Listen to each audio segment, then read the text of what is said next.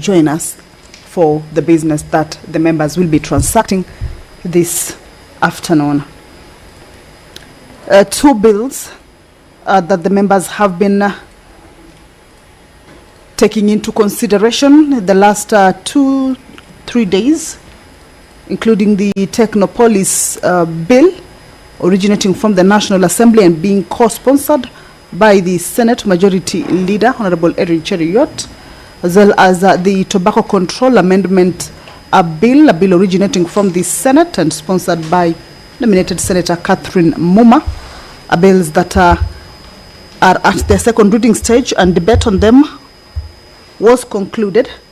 And this afternoon, they are appearing as part of the business that will be considered at the division stage.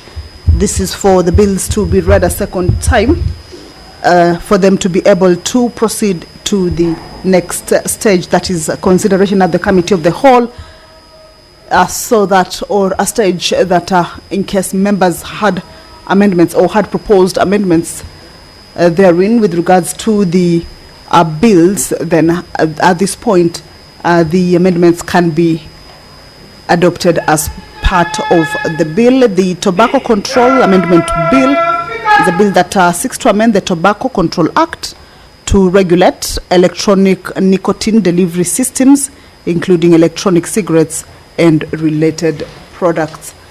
On your screens right now, that is the Speaker of the Senate, Honorable Amason Jeffa Kingi, has already made his way into the chamber to preside over this afternoon sitting. Allow me to hand you over to this live broadcast. Good afternoon. Na tuombe. Ewe Mwenyezi Mungu, twakusihi ututazame kwa neema nyingi na baraka, sisi watumishi wako ambao umeridhika kutuita kwa nyadhifa za uongozi katika jamhuri hii yetu. Twakuomba tuwajalie tuyatende na kufikia mambo yote atakayofikishwa mbele yetu kwa njia ya haki na uaminifu, ili kustawisha amani, ufanisi na heri ya nchi yetu na wale ambao haja zao wamezikabidhi mikononi mwetu. Amen.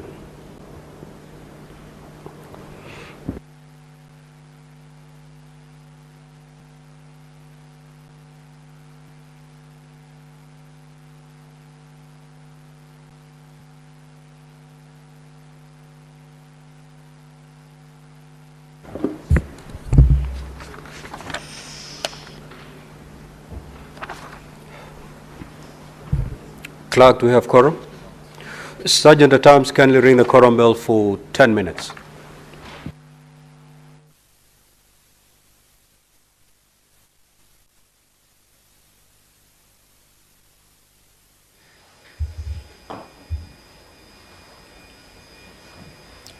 The prayer has been said and the chair taken.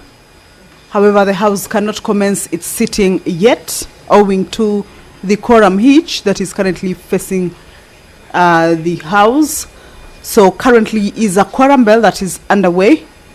This is to alert the members who may be within the precincts of Parliament, but yet to get to the chambers to at least hasten their steps and get into the chambers and join their colleagues or the rest who are already inside, for them to be able to raise that much needed quorum for the House to commence or to kick off the business that is lined up for consideration this afternoon. Earlier on, I had indicated that two bills that the members had comprehensively canvassed will this afternoon be considered at the division stage for second reading, for them to be able to proceed into the next stage, that is committee of the whole. The Technopolis bill and the Tobacco Control bill. The Technopolis bill originates from the National Assembly, and it is a bill that seeks to establish the Technopolis Development Authority and also to provide a framework for the development and management of technopolises. Debate on these particular bills were done comprehensively and conclusively on the floor of the House. And this afternoon, the bills will be going into division for them to be read a second time and move into the next stage. A full entry of motions that members will be required to consider this afternoon. The motion regarding the establishment of national teaching and referral hospitals in Kenya by Honorable Senator Jones Mwaruma, part of the business that this afternoon the members will be considering to have the Ministry of Health establish national teaching and referral hospitals in Coast, Eastern, Northeastern, Nyanza and Western regions, as well as fully equipping these hospitals with modern medical equipment, medical supplies as well as personnel, and also make a call to the county governments to allocate more funds to their respective health dockets to adequately facilitate their county level 5 and level 6 hospitals in order to enhance the provision of critical healthcare services to reduce the demand for such services from the national. The quorum has been achieved. Allow me to hand you over. Clerk, you may call the first order.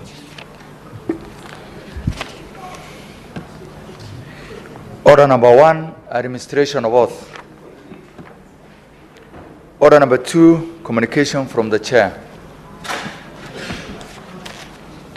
Order number 3, messages. Senator Manzo.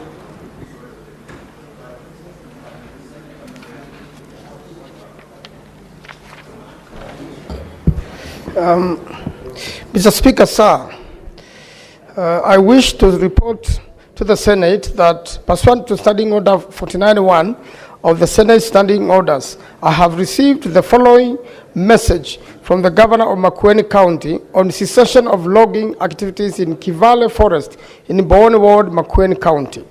The message dated Monday, 28th July 2025 was received in my office on Tuesday, 29th July 2025. Pursuant to the Standing Order 49.2, I now report the message, noting that implementation of specific national government policies on natural resources and environmental conservation, including forestry, is a function devolved to county governments, and noting that there have been unexplained ongoing logging activities in Kivale Forest, located in Mboni Ward, Makueni County, carried out without knowledge of public participation or participation of the local community, the county government, local administration, and the Community Forest Association, CFA, whereas the wanton logging is being carried out despite an existing national moratorium on logging, and the loggers purportedly claim to possess a court order from a Makueni court authorizing the felling of trees allegedly paid for prior to the moratorium.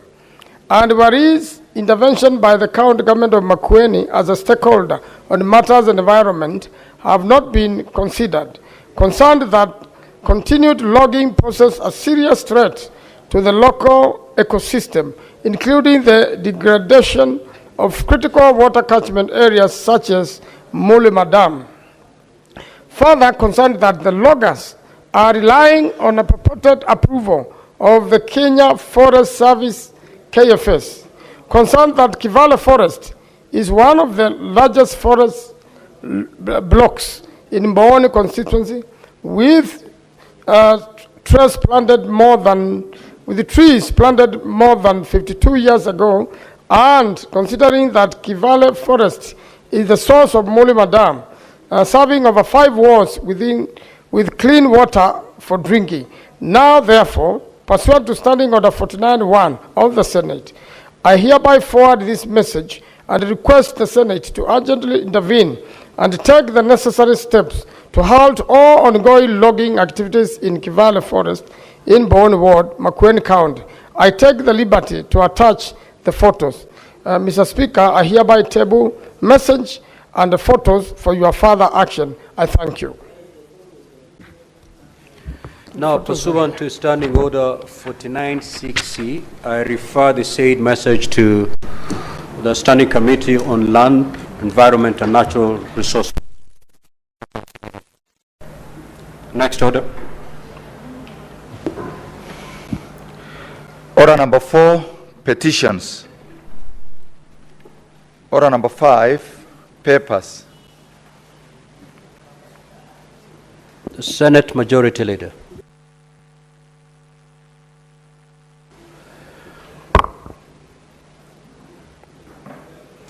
Mr. Speaker, sir, I beg to lay the following paper on the table of the Senate today, 31st July 2025.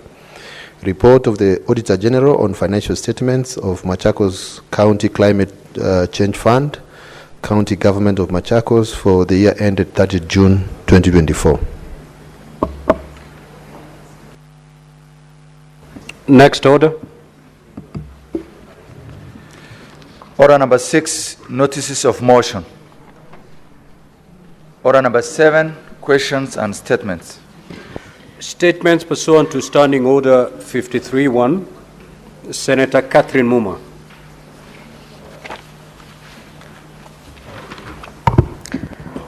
Thank you, Honorable Speaker. Mr. Speaker, sir, I rise pursuant to Standing Order 53-1 to seek a statement from the Standing Committee on Labor and Social Welfare on a matter of national concern regarding the increasing dire conditions faced by elderly women across the country, particularly those who have been abandoned or are living without family support, caregivers, or access to consistent social protection. In the statement, the committee should address the following: whether the government has a central system or database that comprehensively records and tracks all elderly persons in the country, especially those living in poverty or are at risk of abandonment. 2, how the current social protection programs, such as Inua Jamii and other persons cash transfer program, identifies and enrolls elderly persons, particularly those who are not part of a formal system, who lack documentation and next of kin to assist them. 3, the steps the government is taking to ensure that all elderly people, especially women in rural and marginalized areas, are reached, registered, and receive benefits under Inua Jamii or any other relevant social protection program. 4, to indicate the policy measures in place or being considered to support elderly persons who have no family, caregivers, or homes, including the possibility of establishing or expanding safe homes or community-based elderly care centers. And number 5, further action that can be taken by both the national and county governments to ensure the dignity, well-being, and social inclusion of the elderly, particularly those who are vulnerable and abandoned. Senator Catherine Muma, nominated senator. Thank you. Senator for Nandi County, Senator Chiranke.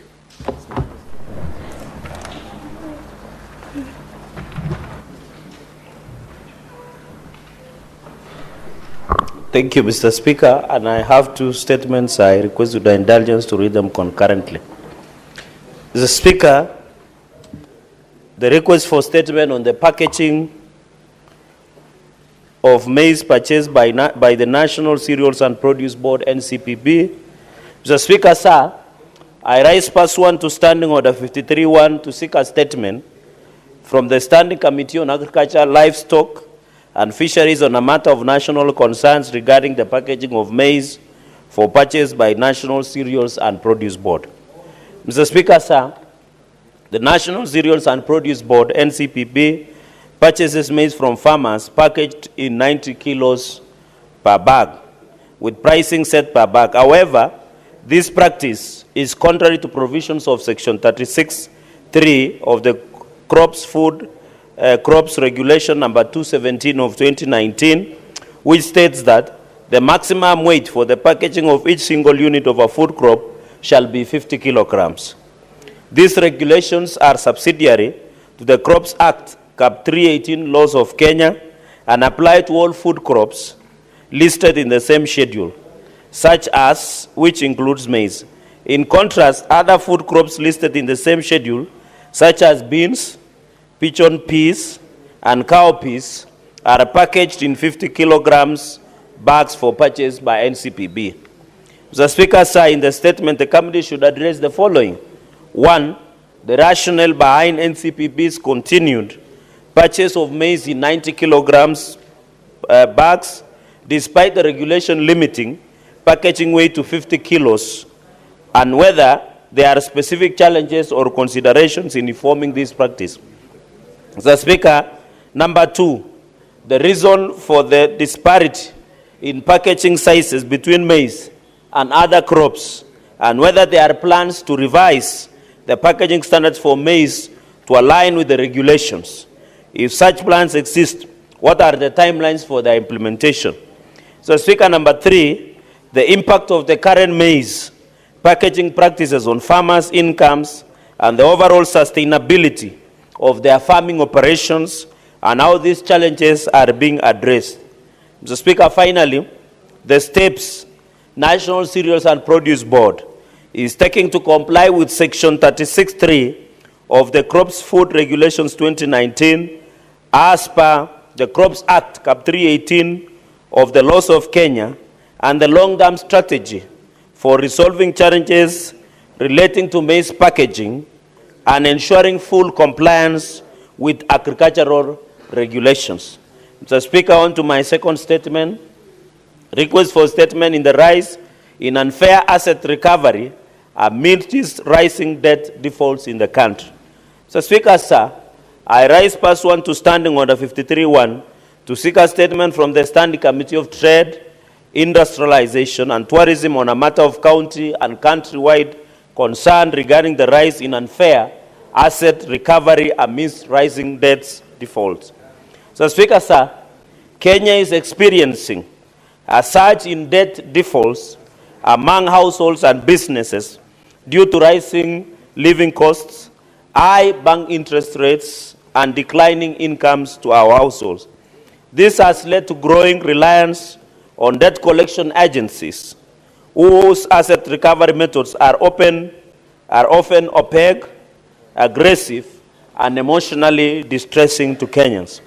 The sector suffers from fragmented regulation, weak oversight, and inconsistent enforcement, resulting in poor ethical standards, lack of transparency, and inadequate consumer protection under Consumer Authority of Kenya, CAK. Mr. Speaker, sir, in the statement, the committee should address the following. 1, the effectiveness of current legal statutes, including the Civil Procedure Act, the Law of Contract Act, the Limitation of Actions Act, and the Auctioneers Act, in safeguarding consumers from unfair and unethical debt collection practices. Number 2, Mr. Speaker, sir, existing oversight and accountability mechanisms for debt recovery agents and agencies, and recommendations for strengthening these mechanisms to ensure ethical and professional conduct. Mr. Speaker, sir, number 3, public awareness and consumer education initiatives aim at informing citizens about debt recovery processes, their rights, and the channels available for disputing unlawful or exploitative asset recovery actions. So, Speaker, sir, finally, the recommendations for institutional and regulatory reform, including strategies to enhance consumer protection, promote responsible lending and borrowing practices, and foster a more inclusive, transparent, and sustainable credit ecosystem in Kenya. Mr. Speaker, I thank you for that indulgence. Senator Peris Tobiko.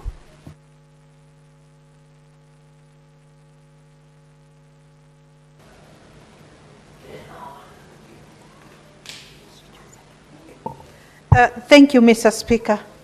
Mr. Speaker, I arise pursuant to Standing Order 53-1.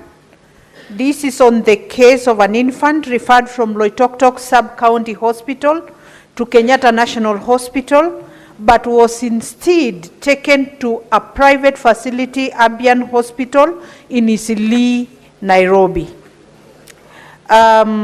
I therefore seek a statement from the Standing Committee on Health on the matter regarding the infant who, though formerly referred from Loitoktok Sub-County Hospital to Kenyatta National Hospital, was instead taken to a private facility, Abian Hospital in Eastleigh, Nairobi, on the 12th June 2025. Mr. Speaker, sir, the 1-year-old infant in question is in urgent need of specialized care, was referred to Kenyatta National Hospital, a public national referral hospital. However, the ambulance transporting the child was diverted mid-route to Abian Hospital in Eastleigh, which is a private health facility. Disturbingly, the infant's family has since been denied access to the child, and the hospital is now demanding a payment of Kenya shillings 3 million. To date, no clear explanation has been provided regarding the diversion, the breakdown of the medical bill, or the legal basis for denying parental access. In the statement, the committee should address the following: the circumstances under which a referral to Kenyatta National Hospital was altered and the infant taken to a private hospital, including who authorized the diversion and whether due process was followed. Whether there the committee should investigate whether there exists any formal arrangement between public hospitals and Abian Hospital permitting such transfers, and if so, under what conditions. The third, the committee should get a justification, should know what is a justification for denying the parents access to their child.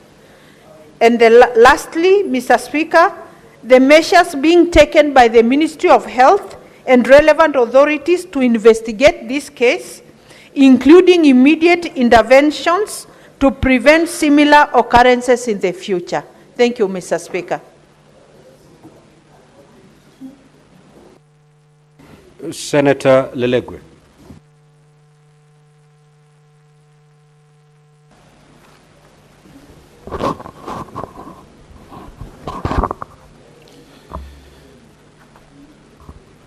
Mr. Speaker, sir, request for a statement on the failure by the county government of Samburu to pay salaries to newly employed early childhood development and education ECD teachers. Mr. Speaker, sir, I rise pursuant to Standing Order 53-1 to seek a statement from the Standing Committee on Education on a matter of county-wide concern regarding the failure by the county government of Samburu to pay salaries to the early childhood development and education teachers who are employed earlier this year. Mr. Speaker, sir, this raises serious concerns about the welfare, dignity, and rights of ECD teachers in Samburu County who play a fundamental role in development of children and success of the competency-based curriculum. Mr. Speaker, sir, in the statement, the committee should address the following. 1, the number and identities of ECD teachers employed by the county government of Samburu in the 2024-2025 financial year, including details of their respective dates of appointments, stations of deployment, their contractual probation period, as well as the applicable provisions on payment of salaries during probation. 2, the current status of the payment of salaries to the ECD teachers employed in the specified financial year, including the details on whether they have all been assigned the integrated payroll and personal database IPPD numbers, and if not, include the reasons for the delay and the steps being taken to address the issue. 3, whether there was an adequate budgetary allocation in the 2024-2025 financial year for the remuneration of the ECD teachers, including those employed during the financial year, and if so, obtain information on why the county government has failed to pay the salaries of the ECD teachers who are employed earlier this year, despite receiving its full equitable allocation of revenue raised nationally. 4, the actions being taken to promptly resolve the matter, including details on any disciplinary actions taken against officers responsible for the negligence or systemic inefficiencies that contributed to the situation. Lastly, Mr. Speaker, sir, the measures in place to prevent recurrence of similar delays in the processing of salaries, not only for the ECD teachers, but for all county staff. Thank you, Mr. Speaker. Now, honorable senators, we will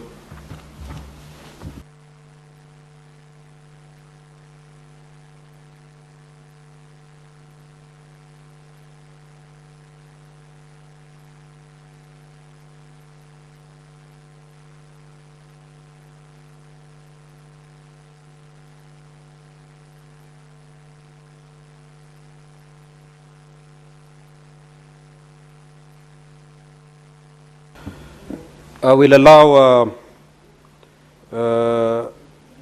Senator for Kisii, Senator Richard Onyonka.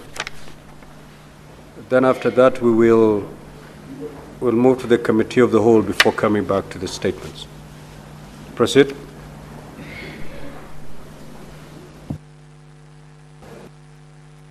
Thank you, Honorable Speaker, for allowing me to read a statement on behalf of Senator Richard Onyonka, the Senator of Kisii. Honorable Speaker, this is request for a statement on the suspension of the healthcare facilities and the disbursement of claims under the Social Health Insurance Authority, SHA. Mr. Speaker, sir, I rise pursuant to Standing Order 53.1 to seek a statement from the Standing Committee on Health on a matter of nationwide concern regarding the suspension of healthcare facilities and the disbursement of claims under the Social Health Insurance Authority, SHA. Mr. Speaker, sir, since the operations of the Social Health Insurance Authority, several level 4 and 5 private hospitals across the country have been suspended. The Ministry of Health attributes the suspensions to fraud involving double billing under the Social Health Insurance Authority, SHA. The July 2025 SHA disbursement schedule reveals glaring disparities in claimed reimbursements, with some facilities receiving tens of millions of shillings, while others got as little as Kenya shillings 2,000. These inconsistencies have led to concerns about favoritism and possible conflicts of interest.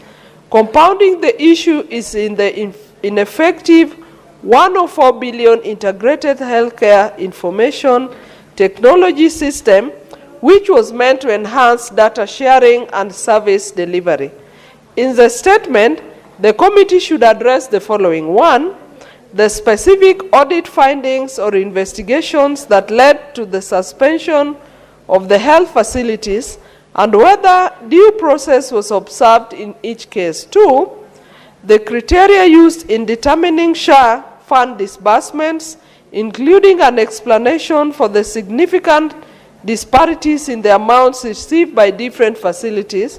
3, the current status of the integrated health care information technology system, including any identified irregularities in its procurement and implementation. 4, reforms or policy measures being considered to enhance transparency, accountability, and equity in the operations of the SHA. 5, immediate remedial steps being taken to reinstate facilities wrongly suspended, including measures towards equitable reimbursement protocols. Senator Richard Onyonka, MP, Senator for Kisii County. The second statement read on behalf of Senator Onyonka is a request for a statement on the cost and transparency of the Green Park pedestrian underpass project in Nairobi City County. Mr. Speaker, sir, I rise pursuant to Standing Order 53-1 to seek a statement from the Standing Committee on Roads, Transportation and Housing on a matter of national concern regarding the cost and transparency of the Green Park pedestrian underpass project in Nairobi City County. Mr. Speaker, sir, while I acknowledge and commend the government's commitment to enhancing pedestrian safety and modernizing urban infrastructure, the expenditure of Kenya shillings 2 billion on the construction of the pedestrian underpass near the Green Park terminus located beneath Uhuru Highway in Nairobi raises serious concerns about finance prudence, transparency, and value for money. In the statement, the committee should address the following: 1, the full scope, cost breakdown, and procurement procedures related to the Green Park pedestrian underpass project. 2, whether due process was followed in the selection of contractors, project appraisal, and feasibility assessment. And lastly, whether there have been any instances of cost inflation, conflict of interest, or violation of procurement rules. Senator Richard Onyonka, EBS MP, Senator for Kisii County. Thank you, Mr. Speaker, sir. Now, honorable senators, allow me to rearrange today's order paper pursuant to Standing Order 45-2. We will now move to order number 17 to 21. Once we are done, we will resume the normal flow as contained in today's order paper. That is, coming back to the statements. Clerk, kindly call those orders. Order number 17, Committee of the Whole. The Creative Economy Support Bill, Senate Bills number 30 of 2024. Order number 18, Committee of the Whole. The Business Law Amendment Bill, Senate Bills number 51 of 2024. Order number 19, Committee of the Whole. The Early Childhood Education Amendment Bill, Senate Bills number 54 of 2023. Order number 20, Committee of the Whole. The Local Content Bill, Senate Bills number 50 of 2023.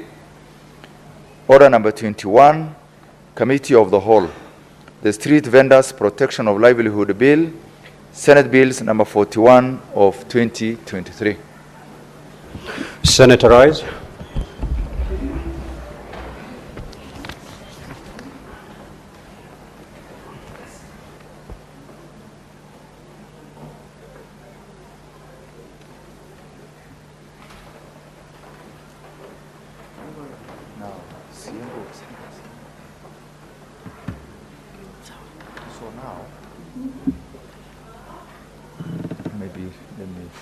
Who's coming here? You can come. Now, Kavata. So,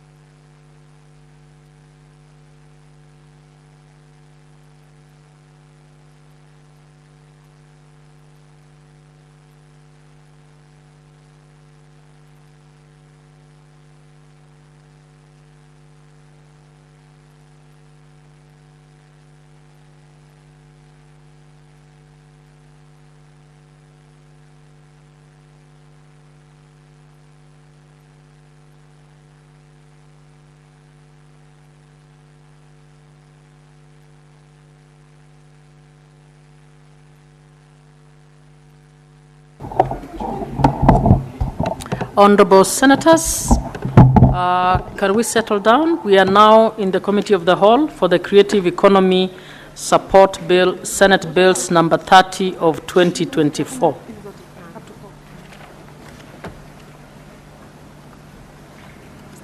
Yes. Clause 3. I propose the question that Clause 3 be part of the bill. Mover. Madam Speaker, I beg to move the amendment to Clause 3 as listed in the order paper. Where is it? I propose the question that Clause 3 be amended as proposed. I put the question that Clause 3 be amended as proposed. Division at the end. Clause 4. I propose the question that Clause 4 be part of the bill. Mover. Madam Speaker, I beg to move that the amendment to Clause 4, to move the amendment to Clause 4 as listed in the order paper. I propose the question that Clause 4 be amended as proposed. I put the question that Clause 4 be amended as proposed. Division at the end. Clause 5. I propose the question that Clause 5 be part of the bill. I put the question that Clause 5 be part of the bill. Division at the end. Clause 6. I propose the question that Clause 6 be part of the bill. Mover. Madam Speaker, I beg to move the amendment to Clause 6 as listed in the order paper. I propose the question that Clause 6 be amended as proposed. I put the question that Clause 6 be amended as proposed. Division at the end. Clause 7. I propose the question that Clause 7 be part of the bill. Mover. Madam Speaker, I beg to move the amendment to Clause 7 as listed in the order paper. I propose the question that Clause 7 be amended as proposed. I put the question that Clause 7 be amended as proposed. Division at the end. Clause 8. I propose the question that Clause 8 be part of the bill. Mover. Mover. Senator Okenyuri. Madam Speaker, I beg to move the amendment to Clause 8 as listed in the order paper. I propose the question that Clause 8 be amended as proposed. I put the question that Clause 8 be amended as proposed. Division at the end. Clause 9 and 10. I propose the question that Clauses 9 and 8 be part of the bill. 9 and 10 be part of the bill. I put the question that Clauses 9 and 10 be part of the bill. Division at the end. Clause 11. I propose the question that Clause 11 be part of the bill. Mover. Madam Speaker, I beg to move the amendment to Clause 10 as listed in the order. Clause 11. Clause 11 as listed in the order paper. I propose the question that Clause 11 be amended as proposed. I put the question that Clause 11 be amended as proposed. Division at the end. Clauses 12 and 13. I propose the question that Clauses 12 and 13 be part of the bill. I put the question that Clauses 12 and 13 be part of the bill. Division at the end. Clause 14. I propose the question that Clause 14 be part of the bill. Mover. Madam Speaker, I beg to move the amendment to Clause 14 as listed in the order paper. I propose the question that Clause 14 be amended as proposed. I put the question that Clause 14 be amended as proposed. Division at the end. Clause 15. I propose the question that Clause 15 be part of the bill. Mover. Madam Speaker, I beg to move the amendment to Clause 15 as listed in the order paper. I propose the question that Clause 15 be amended as proposed. I put the question that Clause 15 be amended as proposed. Division at the end. Clause 16. I propose the question that Clause 16 be part of the bill. Mover. Madam Speaker, I beg to move the amendment to Clause 16. 16 as listed in the order paper. I propose the question that clause 16 be amended as proposed. I put the question that clause 16 be amended as proposed. Division at the end. Clause 17. I propose the question that clause 17 be part of the bill. Mover. Madam Speaker, I beg to move the amendment to clause 17 as listed in the order paper.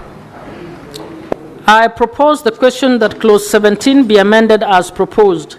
I put the question that clause 17 be amended as proposed. Division at the end. Clause 18. I propose the question that clause 18 be part of the bill. Mover. Madam Speaker, I beg to move the amendment to clause 18 as listed in the order paper. I propose the question that clause 18 be amended as proposed. I put the question that clause 18 be amended as proposed. Division at the end. Clause 19. I propose the question that clause 19 be part of the bill. Mover. Madam Speaker, I beg to move the amendment to clause 19 as listed in the order paper.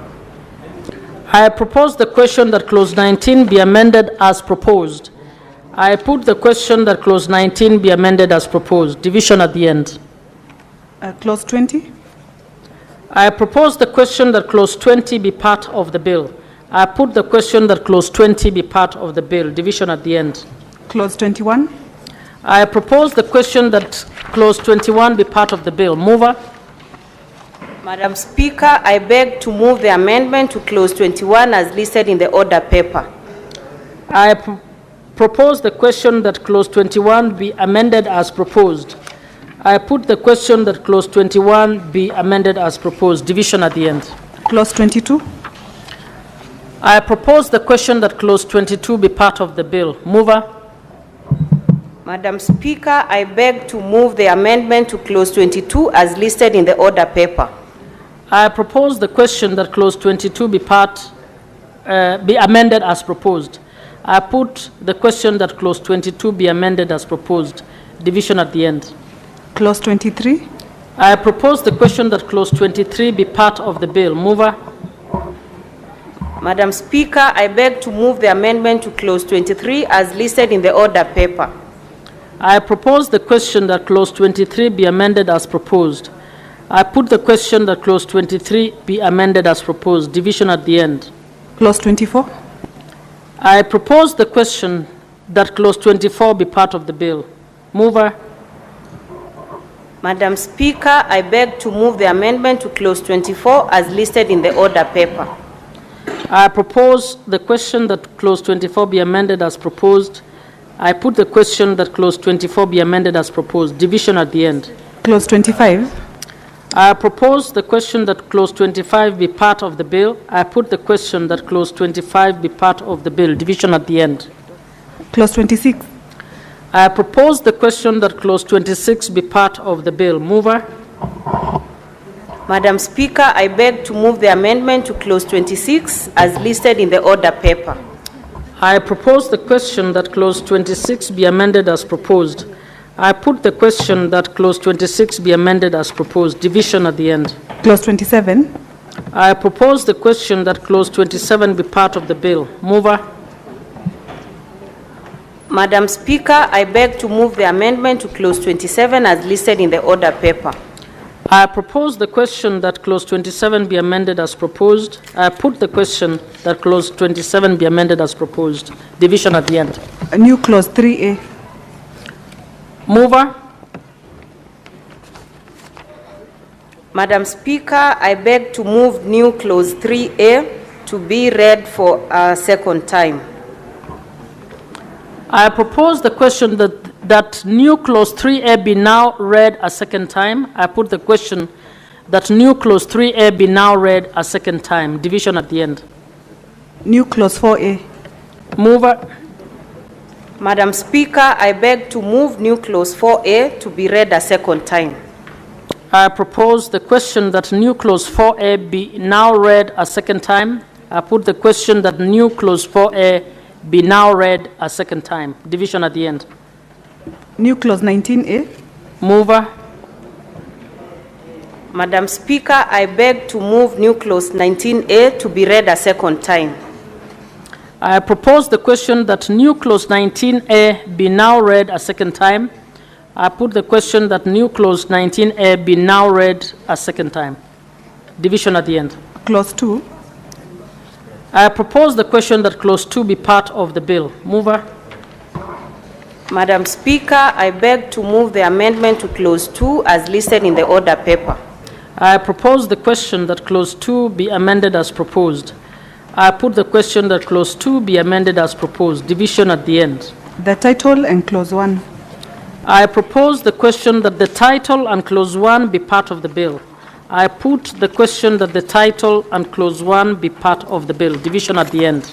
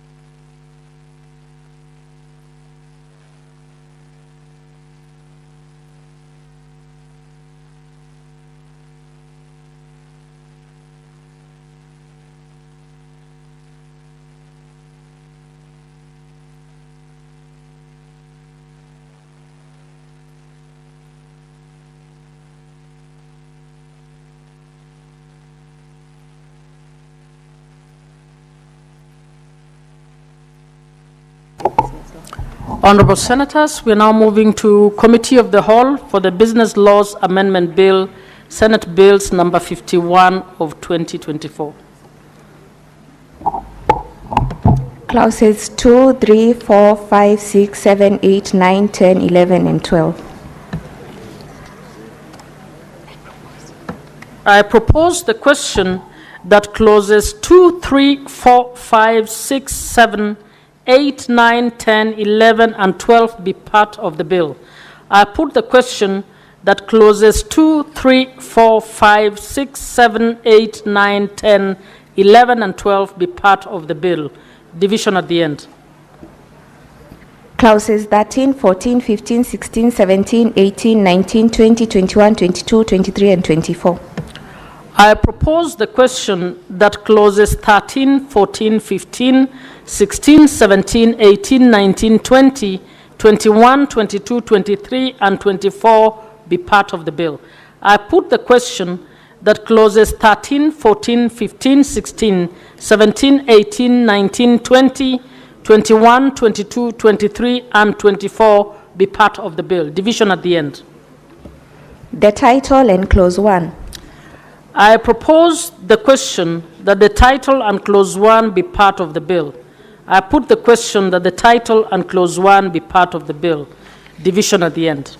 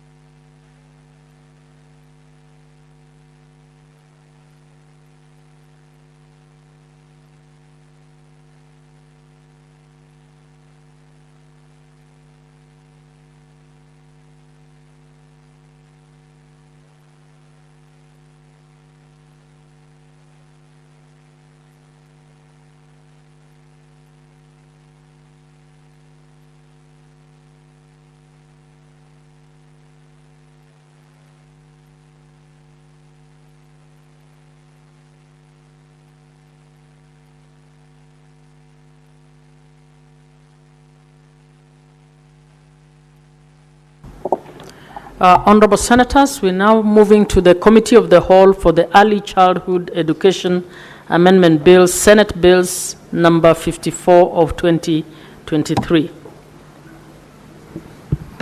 Clause 2. I propose the question that Clause 2 be part of the bill. Mover? I beg to move that Clause 2 be amended as indicated in the order paper. I propose the question that Clause 2 be amended as proposed. I put the question that Clause 2 be amended as proposed. Division at the end. Clause 3. I propose the question that Clause 3 be part of the bill. I put the question that Clause 3 be part of the bill. Division at the end. The title and Clause 1. I propose the question that the title and Clause 1 be part of the bill. I put the question that the title and Clause 1 be part of the bill. Division at the end.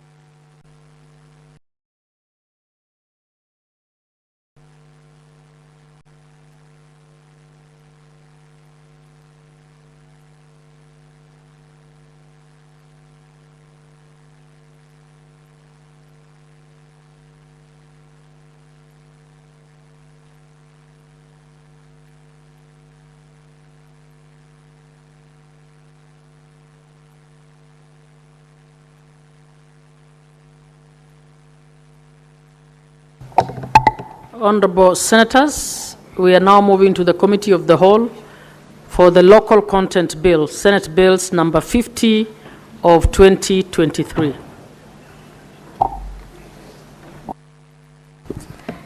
Clauses 3, 4, 5, and 6. I propose the question that Clauses 3, 4, 5, and 6 be part of the bill. I put the question that Clauses 3, 4, 5, and 6 be part of the bill. Division at the end. Clause 7. I propose the question that Clause 7 be part of the bill. Chairperson? Thank you, Madam Chair. I move that Clause 7 be moved as per the order paper. Be amended as per the order paper. I propose the question that Clause 7 be amended as proposed. I put the question that Clause 7 be amended as proposed. Division at the end. Clauses 8 and 9. I propose the question that Clauses 8 and 9 be part of the bill. I put the question that Clauses 8 and 9 be part of the bill. Division at the end. Clause 10. I propose the question that Clause 10 be part of the bill. Chairperson? Madam Chair, I propose that Clause 10 be amended as by the order paper. I propose the question that Clause 10 be amended as proposed. I put the question that Clause 10 be amended as proposed. Division at the end. Clause 11. I propose the question that Clause 11 be part of the bill. Chairperson? Madam Chair, I propose that Clause 11 be amended as proposed on the order paper. I propose the question that Clause 11 be amended as proposed. I put the question that Clause 11 be amended as proposed. Division at the end. Clause 12. I propose the question that Clause 12 be part of the bill. Chairperson? Madam Chair, I propose that Clause 12 be amended as proposed in the order paper. I propose the question that Clause 12 be amended as proposed. I put the question that Clause 12 be amended as proposed. Division at the end. Clauses 13, 14, and 15. I propose the question that clauses 13, 14, 15 be part of the bill. I put the question that clauses 13, 14, 15 be part of the bill. Division at the end.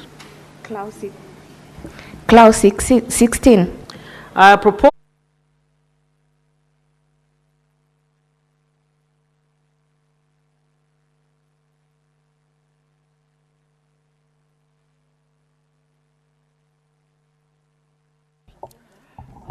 Honorable Senators, we are now moving into Committee of the Whole for the Street Vendors Protection of Livelihood Bill, Senate Bills number 41 of 2023.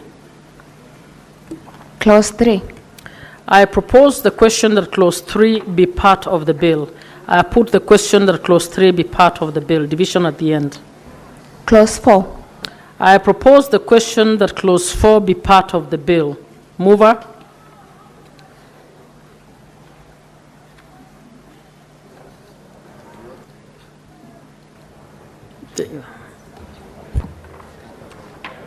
Madam Chair, I beg to move that clause 4 be amended as by the order paper.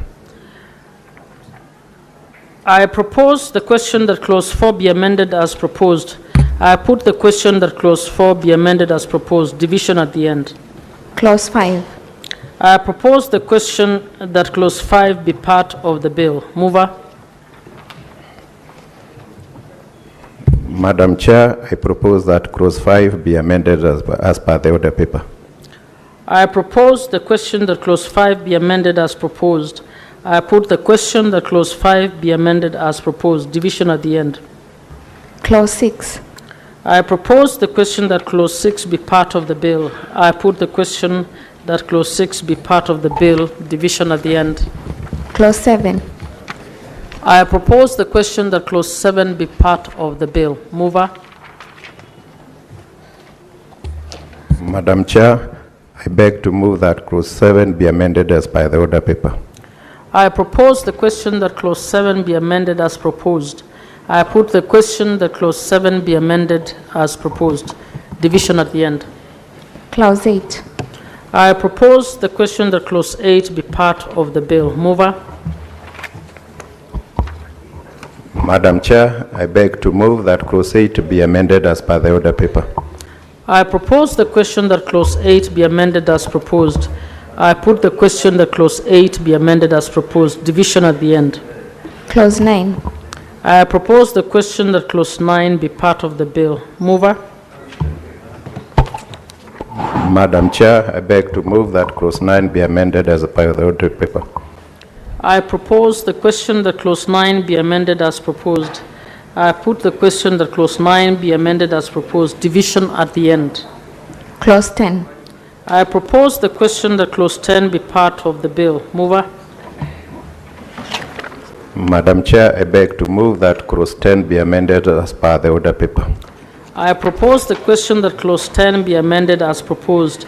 I put the question that clause 10 be amended as proposed. Division at the end. Clause 11. I propose the question that clause 11 be part of the bill. I put the question that clause 11 be part of the bill. Division at the end. Clause 12. I propose the question that clause 12 be part of the bill. Mover. Madam Chair, I beg to propose that clause 12 is amended as per the order paper. I propose the question that clause 12 be amended as proposed. I put the question that clause 12 be amended as proposed. Division at the end. Clause 13.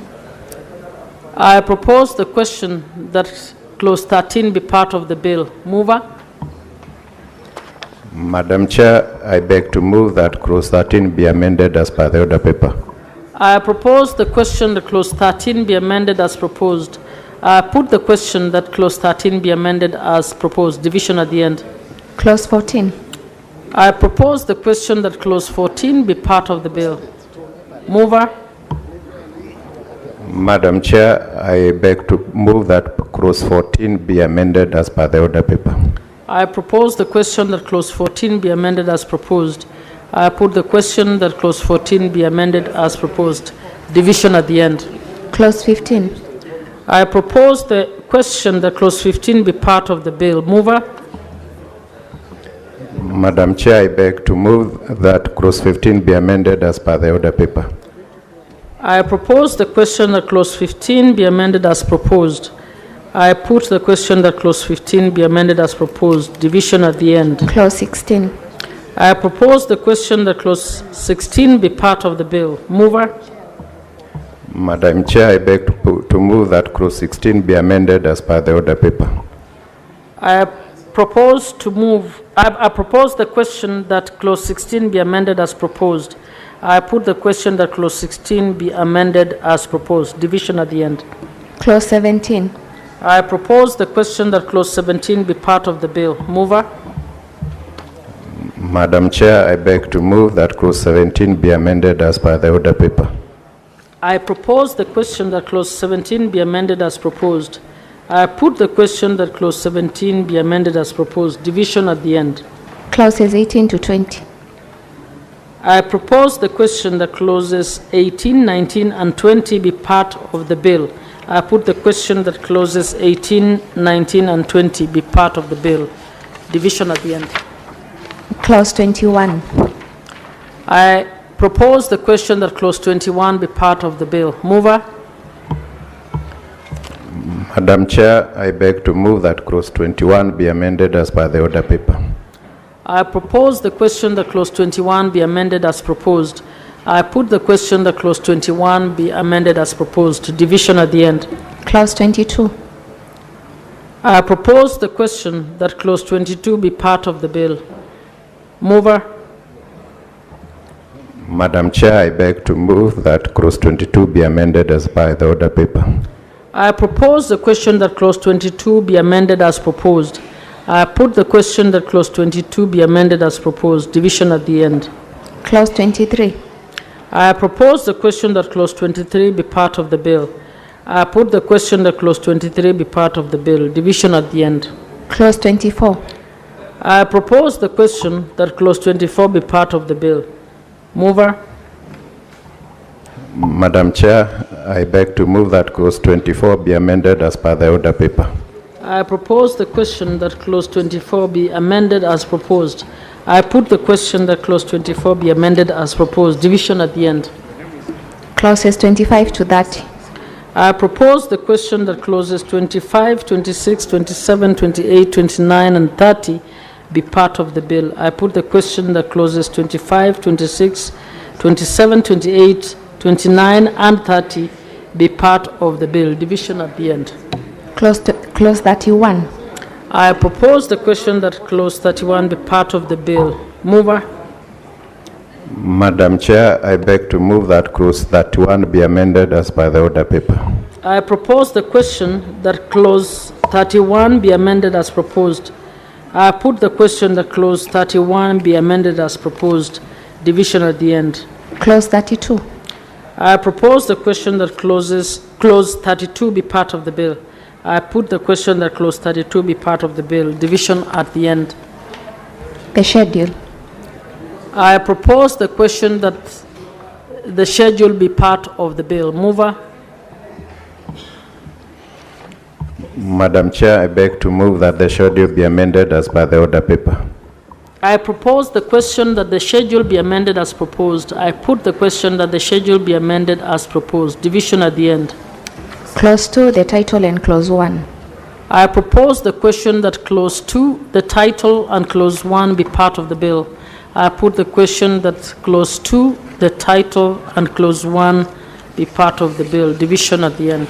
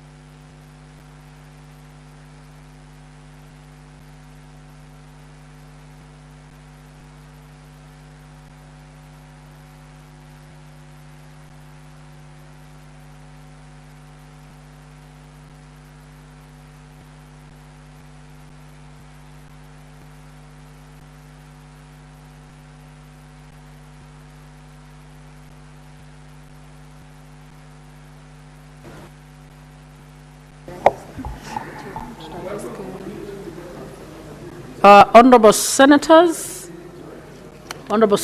please settle down. We are now going to report progress on the Committee of the Whole on the Creative Economy Support Bill, Senate Bills number 30 of 2024. Mover.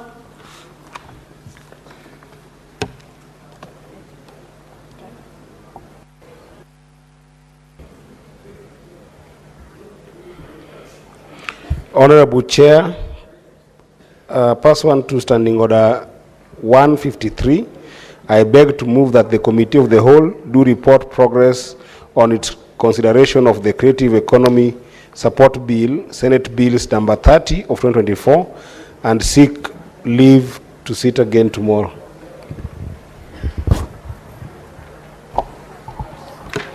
I put the question that the Committee of the Whole do report progress on its consideration of the Creative Economy Support Bill, Senate Bills number 30 of 2024, and seek leave to sit again tomorrow.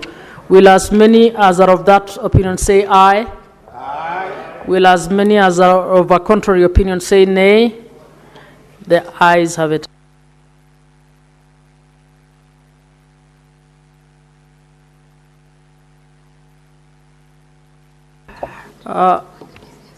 Honorable members, we are now going to report progress on the Business Laws Amendment Bill, Senate Bill number 51 of 2024. Mover.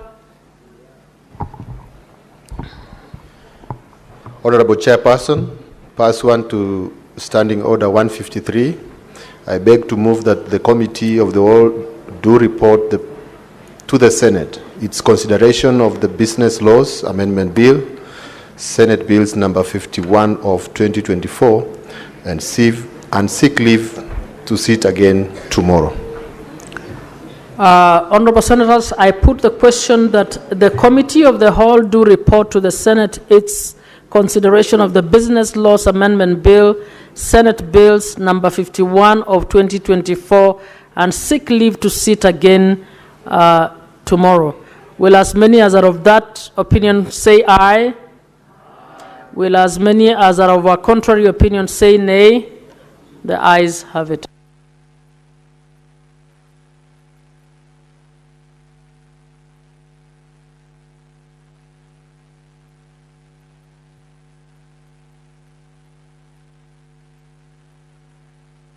Honorable Senators, we are now going to report progress on the Early Childhood Education Amendment Bill, Senate Bills number 54 of 2023. Mover. Honorable Chair, pursuant to Standing Order number 158, I beg to move that the Committee of the Whole do report to the Senate on its consideration of the Early Childhood Education Amendment Bill, Senate Bills number 54 of 2023, and seek leave to sit again tomorrow. Honorable Senators, I put the question that the Committee of the Whole do report to the Senate on the consideration of the Early Childhood Education Amendment Bill, Senate Bills number 54 of 2023, and seek leave to sit again tomorrow. Will as many as are of that opinion say aye? Will as many as are of a contrary opinion say nay? The ayes have it. Honorable members, we are now going to report progress on the Local Content Bill, Senate Bills number 50 of 2023. Mover.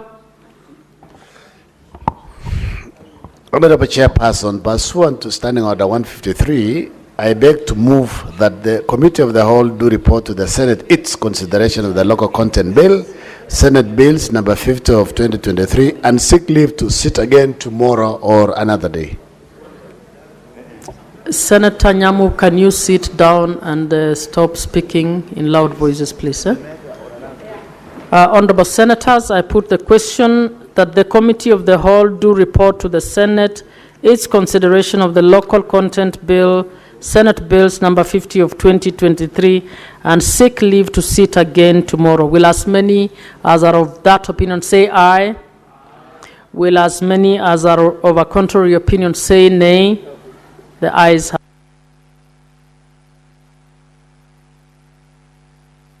Honorable Senators, we are now reporting progress on the Street Vendors Protection of Livelihood Bill, Senate Bills number 41 of 2023.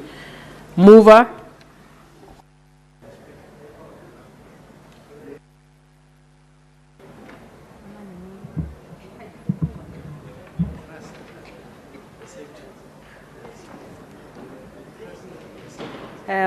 Madam Speaker, pursuant to Standing Order 153, I beg to move that the Committee of the Whole do report on its consideration of the Street Vendors that Protection of Livelihood Bill, Senate Bills number 41 of 2023, and seek leave to sit again tomorrow or another day. Honorable Senators, I put the question that the Committee of the Whole do report on its consideration of the Street Vendors Protection of Livelihood Bill, Senate Bills number 41 of 2023, and seek leave to sit again tomorrow. Will as many as are of that opinion say aye? Will as many as are of a contrary opinion say nay? The ayes have it.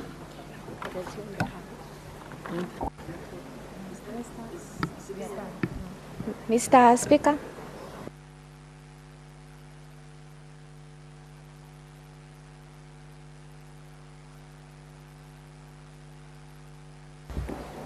Honorable members, we can resume our seats.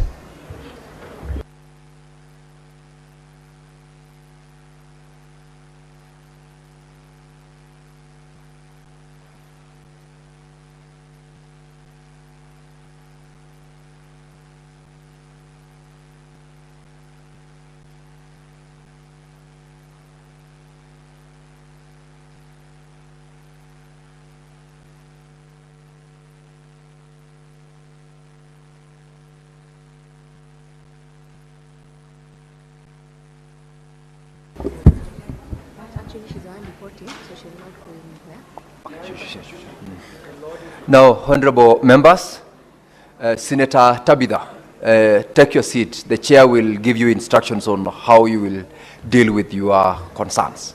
I am aware about it, so take your seat. Take your seat, Senator Tabitha. Thank you. Members, we are now reporting on the progress by the Committee of the Whole on the bills which have just been dealt with. We will start with the Creative Economy Support Bill, Senate Bills number 30 of 2024. I call upon the mover to move.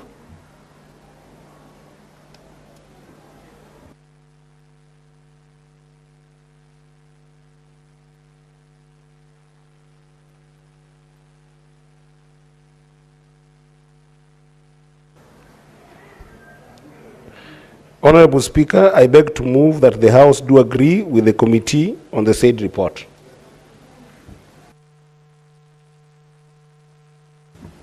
Chairperson.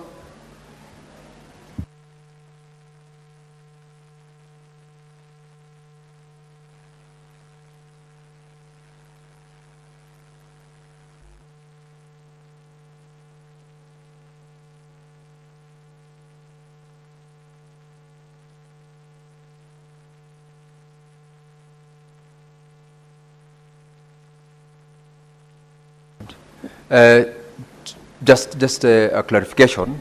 You are not in this particular bill, so let's have first of all Senator Muma, who was the chairperson of the session, to report.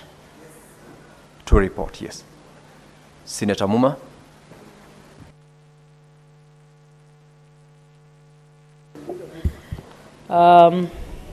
Honorable Speaker, I beg to report that the Committee of the Whole has considered the Creative Economy Support Bill, Senate Bills number 30 of 2024, and seeks leave to sit again tomorrow. Now I call upon the mover to move.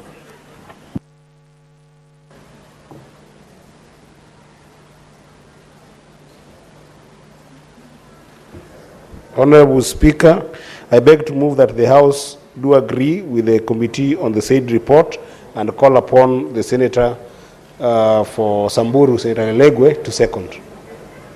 Senator Lelengwe. Mr. Speaker, sir, I second.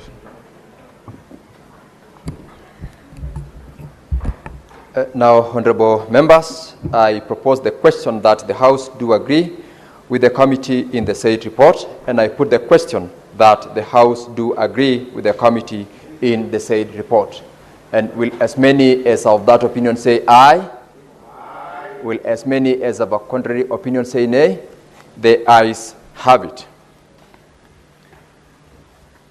We will move to the second reporting. This is on the Business Laws Amendment Bill, Senate Bills number 51 of 2024, and I call upon the chairperson to report.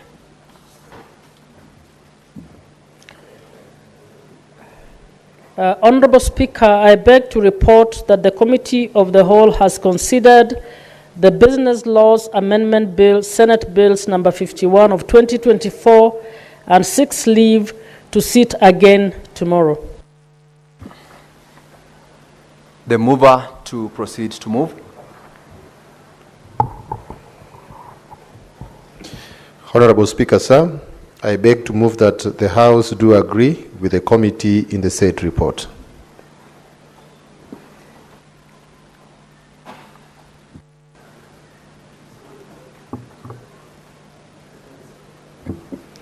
And I call upon Senator Kisang to second.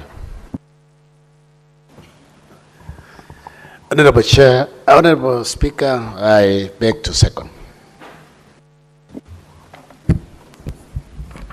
Honorable members, I now propose the question that the House do agree with the committee in the said report, and I put the question that the House do agree with the committee in the said report.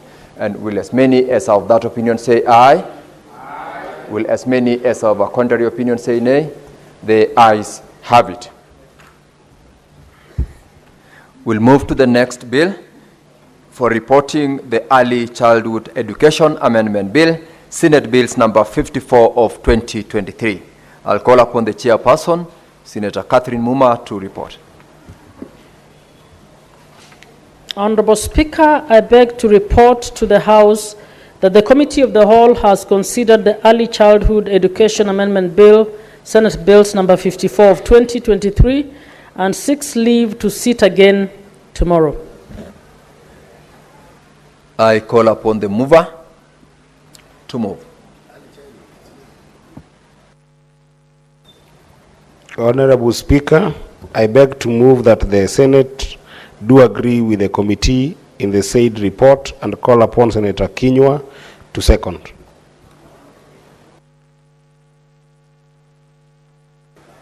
Mr. Speaker, I second.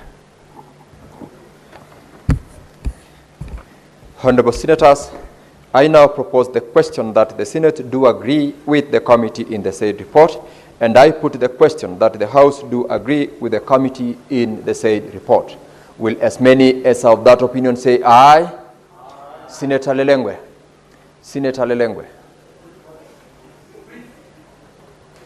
Will as many as of that opinion say aye? Aye. Will as many as of a contrary opinion say nay? The ayes have it. Senator Lelengwe, you are a senior member of this House and a leader. Much is expected of you. You may proceed to take your leave. Honorable members, we will now move to the next bill for reporting. This is the Local Content Bill, Senate Bills number 50 of 2023.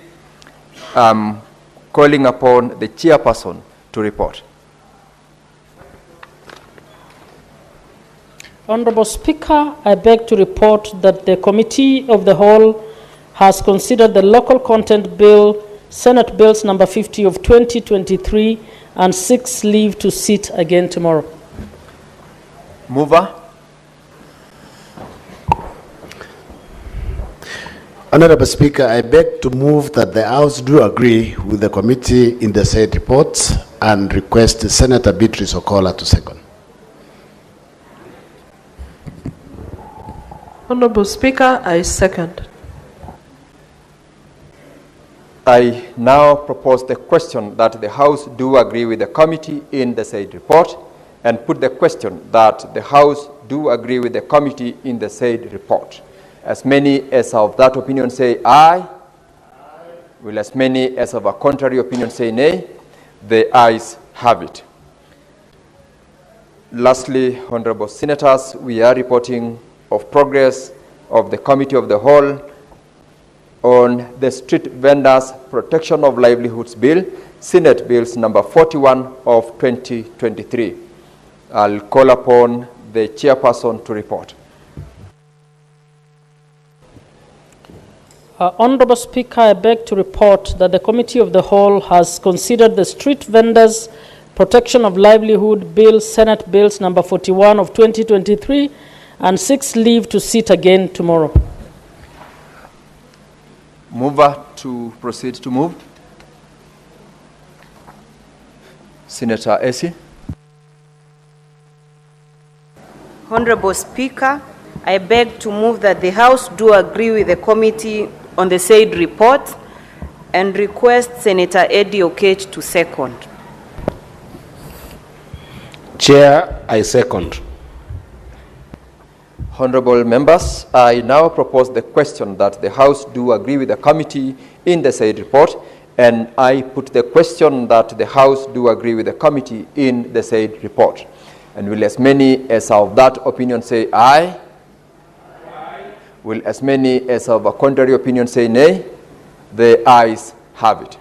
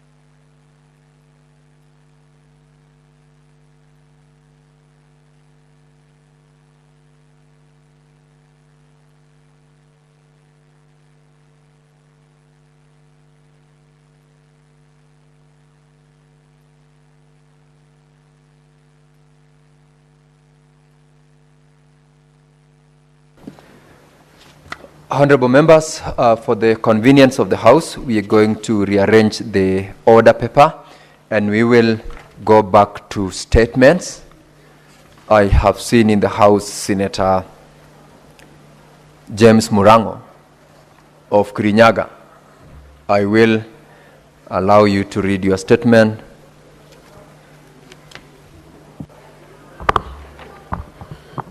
Asante sana, Mstahiki Spika. Mstahiki Spika, nimesimama hapa kuomba kauli kuhusu changamoto zinazowakumba wakulima katika vituo vya Bondi ya Taifa ya Mazao na Hifadhi ya NCPB, Chasagana na Wanguru, kaunti ya Kirinyaga.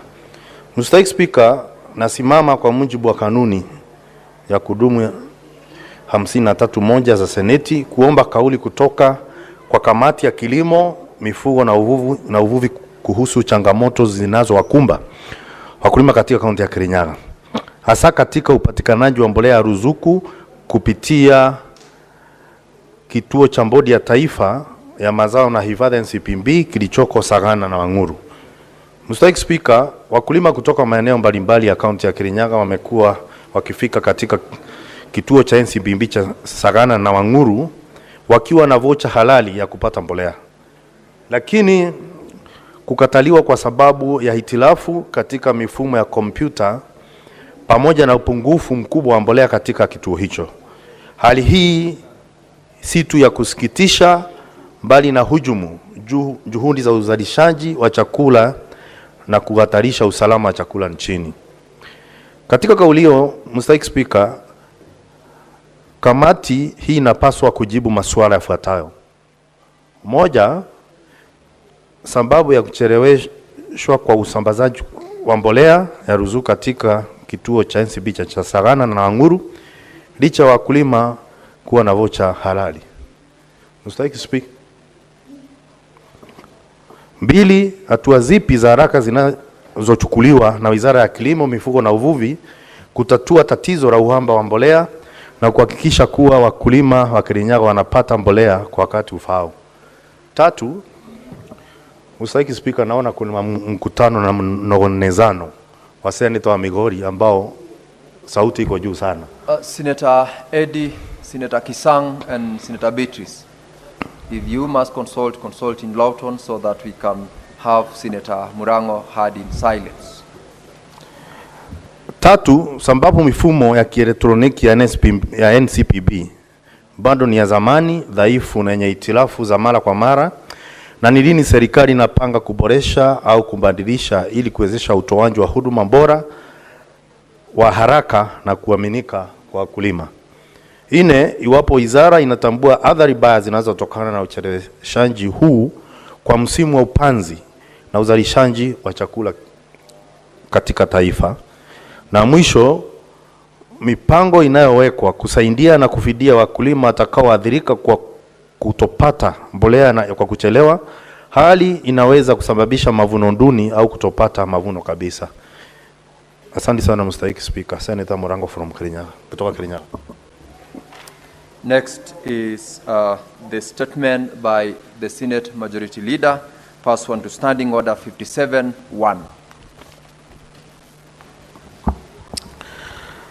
Mr. Speaker, I rise pursuant to Standing Order number 57-1 to present the business of the Senate for the week commencing Tuesday, 5th of August 2025.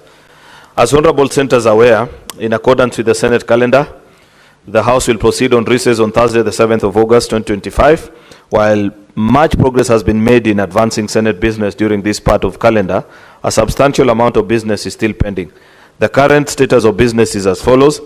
There are 57 bills, of which 37 are at the second reading stage, 2 are awaiting first reading, and 18 are at the committee of the whole stage. 28 motions are pending conclusion, 27 petitions are under consideration by the respective committees, out of which 24 are due for reporting, and 440 statements pursuant to Standing Order number 53-1 are before the respective standing committees. Mr. Speaker, sir, with regards to petitions, during the sitting held on Tuesday, the 29th of July 2025, the Senate considered and adopted 4 reports of petitions pursuant to Standing Order number 238, for which I commend honorable senators. Nevertheless, several petitions remain pending before committees as follows. Committee on Devolution, 1. Standing Committee on Labor and Social Welfare, 5. Standing Committee on Land, Environment and Natural Resources, 13. Chairperson of that committee, Mr. Speaker, is not in the House, but I want to believe they are members of that committee. You have a lot of work to do, Senator Beatrice. 13 petitions are before your committee. Standing Committee on National Security, Defense and Foreign Relations, 1. Standing Committee on Roads and Transport, they also have a heavy calendar, and I can see their chair is not listening, Mr. Speaker. The chair for transport. Senator Eddie. Your committee has 4 petitions that are due for reporting. So I hope before we proceed on recess, Mr. Speaker, through you, that the Senate committee can actually bring those petitions with response to the Kenyans who petitioned this House on various issues. On Tuesday, the 5th of August, SBC will meet to consider business for the week. The tentative business for the week will include business not concluded on today's order paper, as well as business indicated in the notice paper. The tentative business for morning sitting on Wednesday, the 6th of August, 2025 will include questions to CSs as approved by SPC. Next week we have the CS for cooperatives and MSME. We have CS for Interior, Senator Murkomen, who's coming to respond to quite a number of questions by various senators, about 9 questions in total. The tentative business for afternoon sitting on Wednesday, 6th of August, will include business not concluded from today's order paper and the following bills at the second reading stage: the County Government State Officers Removal from Office Procedure Bill, County Government's Amendment Bill, Senate Bill number 39 of 2024, and the Street Naming Property Bill. There are bills also that are the Committee of the Whole, which include the Sports Amendment, Public Finance, Heritage and Museum. Mr. Speaker, I was scanning the room to see if there are any members of Finance Committee, save for Senator Eddy, Mr. Speaker, because there are various amendments to PFM, and I know that the chairperson of that committee had promised, Mr. Speaker, that they will consolidate all of them into one bill, and we are still awaiting that report so that we conclude. There's a Heritage and Museums Bill, Environmental Laws. There's a Statutory Instruments Bill, Mr. Speaker, which is one of the NADCO bills, and County Government Election Laws. Then there is a Sports Amendment Bill. The projected business for Thursday, 7th, will include any business not concluded, after which at the rise of the House will proceed on recess. It's been a very fulfilling session, Mr. Speaker, and I hope next week members can avail themselves, Mr. Speaker. I can see already members are beginning to check into the recess mood, and I know they have worked hard the last 5 weeks, or 6 actually, Mr. Speaker, but I just want to request that we give it one last push for the final week before now we can proceed on recess. I thank you, Mr. Speaker, and lay the statement on the table of the Senate. Thank you. Honorable members, I will allow 15 minutes or less, depending on members who are keen on contributing to these 2 statements or comments, together with those statements which were earlier on read out by the respective members. I can see from my dashboard there is a request from Senator John Kinyua. Senator Eddy, I cannot see you. Very well. Okay, asanti Bwana Spika kunipa fursa hii. Kwanza ningependa kumpongeza kiongozi wa walio wengi, na ningelitaka kuwa hapa pengine, lakini Bwana Spika, nataka kuongea kuhusu taarifa iliyoletwa na Senator Muma kuhusu wazee. Bwana Spika, katika Jamhuri ya Kenya kuna wazee wengi sana ambao tuko nao, na ukitembea unapata wanasajiliwa, na vile vile wanaposajiliwa unapata wanawekwa katika hii mfumo wa jamii. Bwana Spika, kwanza nikubalie niseme kuhusu taarifa iliyosomwa na kiongozi wa wengi. Kwanza nikumshukuru kwa kutupatia ripoti, lakini kiongozi wa walio wengi, mimi ni mwanakamati ya barabara na ujenzi. Sisi tumekuwa tukiwajibikia kazi yetu na tunaivulia njuga, lakini nimesikia akisema ya kwamba sisi kuna petition 4 ambazo tunapaswa kuwa tukiziangalia, lakini mimi nikikumbuka, sababu kila wakati niko pale, ni petition 2 peke yake ambayo tayari tunaanza kuziangalia, lakini pengine ataweza kuzielezea. Bwana Spika, wazazi tulionao ni wazee wetu ambao tunapaswa kuwalinda na kuwachunga, lakini Bwana Spika, ikiwa wanapozeeka na wamesajiliwa na wanapaswa kuwa wakipewa pesa ambazo tunaziita pesa za wazee ama inua jamii, lakini unapata wamesajiliwa, lakini hata baada ya kusajiliwa unapata hawapati ile ruzuku yao ambayo wanapaswa kupata kila mwezi ndio waweze kujikimu kimaisha, kwa sababu tayari Bwana Spika, kwa sababu ya kule kuzeeka kwao hawana ule uwezo wa kuendelea kufanya kazi ambazo walikuwa akizifanya. Kwa hivyo Bwana Spika, ni vizuri serikali ichukulie jambo hili kwa uzito unaofaa, kwa sababu hawa ni wazee wetu. Wengi tunawazika Bwana Spika, vile ikiwa hawajaweza kupata zile hela zao. Kwa kawaida unaweza kusema hawa wamekufa tukiwa na deni yao, Bwana Spika, na hili si jambo zuri hata kidogo. Bwana Spika, kuna hii bodi ya kitaifa ya nafaka na mazao. Inapaswa kufuna, ni taarifa ambayo imeletwa na seneta wa kutoka Nandi Cherargei. Unapata mahindi, kipimo cha mahindi, sheria ikifuatwa inapaswa kuwa ni kilo 50, lakini unapata wao wanaweka kilo 90, Bwana Spika, ilhali ukiangalia kitu kama maharagwe na mbaazi zimewekwa kulingana na sheria. Na si hiyo tu, unapata hii ni kunyanyasa wakulima, kwa sababu wakulima wengi wanategemea kilimo cha mahindi. Lakini ikiwa hatutafuata sheria, kwa hivyo hii bodi inapaswa ichangamke vilivyo. Bwana Spika, bodi hii tena, seneta wa Kirinyaga amesema ya kwamba wamekuwa wakisema kuna shida ya mbolea ya ruzuku ama pembejeo. Bwana Spika, wakulima hawapati mbolea hii wakati unaofaa. Wanatembea masafa makubwa kuweza kuja kupata hii mbolea, na wakija wanaambiwa kwamba mitambo ina hitilafu. Bwana Spika, mitambo kuwa na hitilafu hiyo sio kazi ya wakulima, hiyo ni kazi ya bodi ambao wanapaswa kuwa wakishughulikia na kuwa wamejipanga vilivyo, ndiposa wakulima waweze kupata pembejeo yao. Vikwazo vingi vinavyopatikana kwa wakulima, Bwana Spika, ni kwa sababu mbolea hii inapopeanwa tayari mvua imekwisha na wanategemea hii mbolea wakati wa upanzi, na ikiwa bodi hii haitafanya kazi ambavyo inapaswa kufanya, Bwana Spika, tunapaswa tuifutilie mbali. Lakini yote 9, kamati ambayo itakuwa ikishughulikia, washughulikie kwa kindani na waweze kuleta majibu na waweze kuleta suluhu la kudumu, ndio Wakenya waweze kupata afueni kwa hii mbolea, na vile vile bodi hii iweze kupaletea Wakenya faida badala ya hasara. Nashukuru Bwana Spika kwa kunipa fursa hii. Senator Eddie Okech.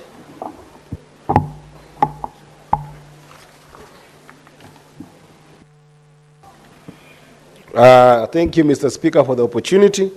I wanted to just make quick comments on 2 statements. First of all is the statement by the Majority Leader on some outstanding issues in committees.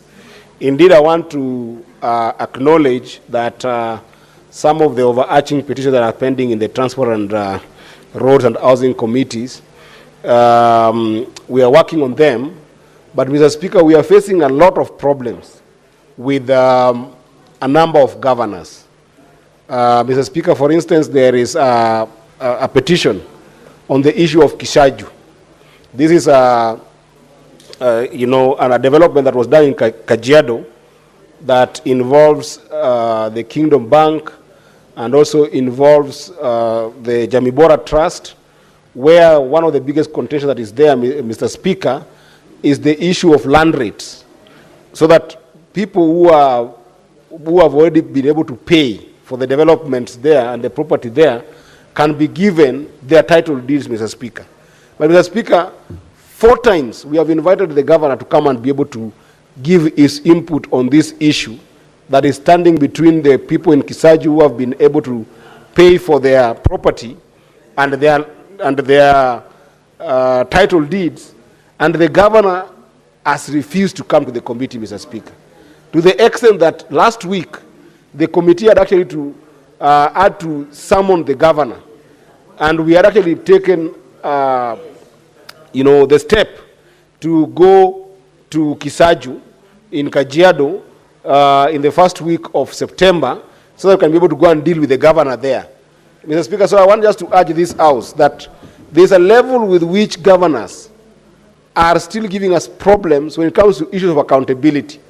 Governors are only keen on appearing in the park and peak. Any other committee of the standing committees that attempt to do even the issue of oversight on them, they are not honoring them, Mr. Speaker. And I will table some of these names here, Mr. Speaker, in subsequent conversations to make sure that we call these governors to order. Because it cannot be that if the Senate has approached the issue of oversight, they don't show up.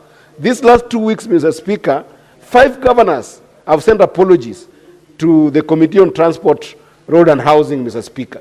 Out of 7 governors were invited, only 2 showed up.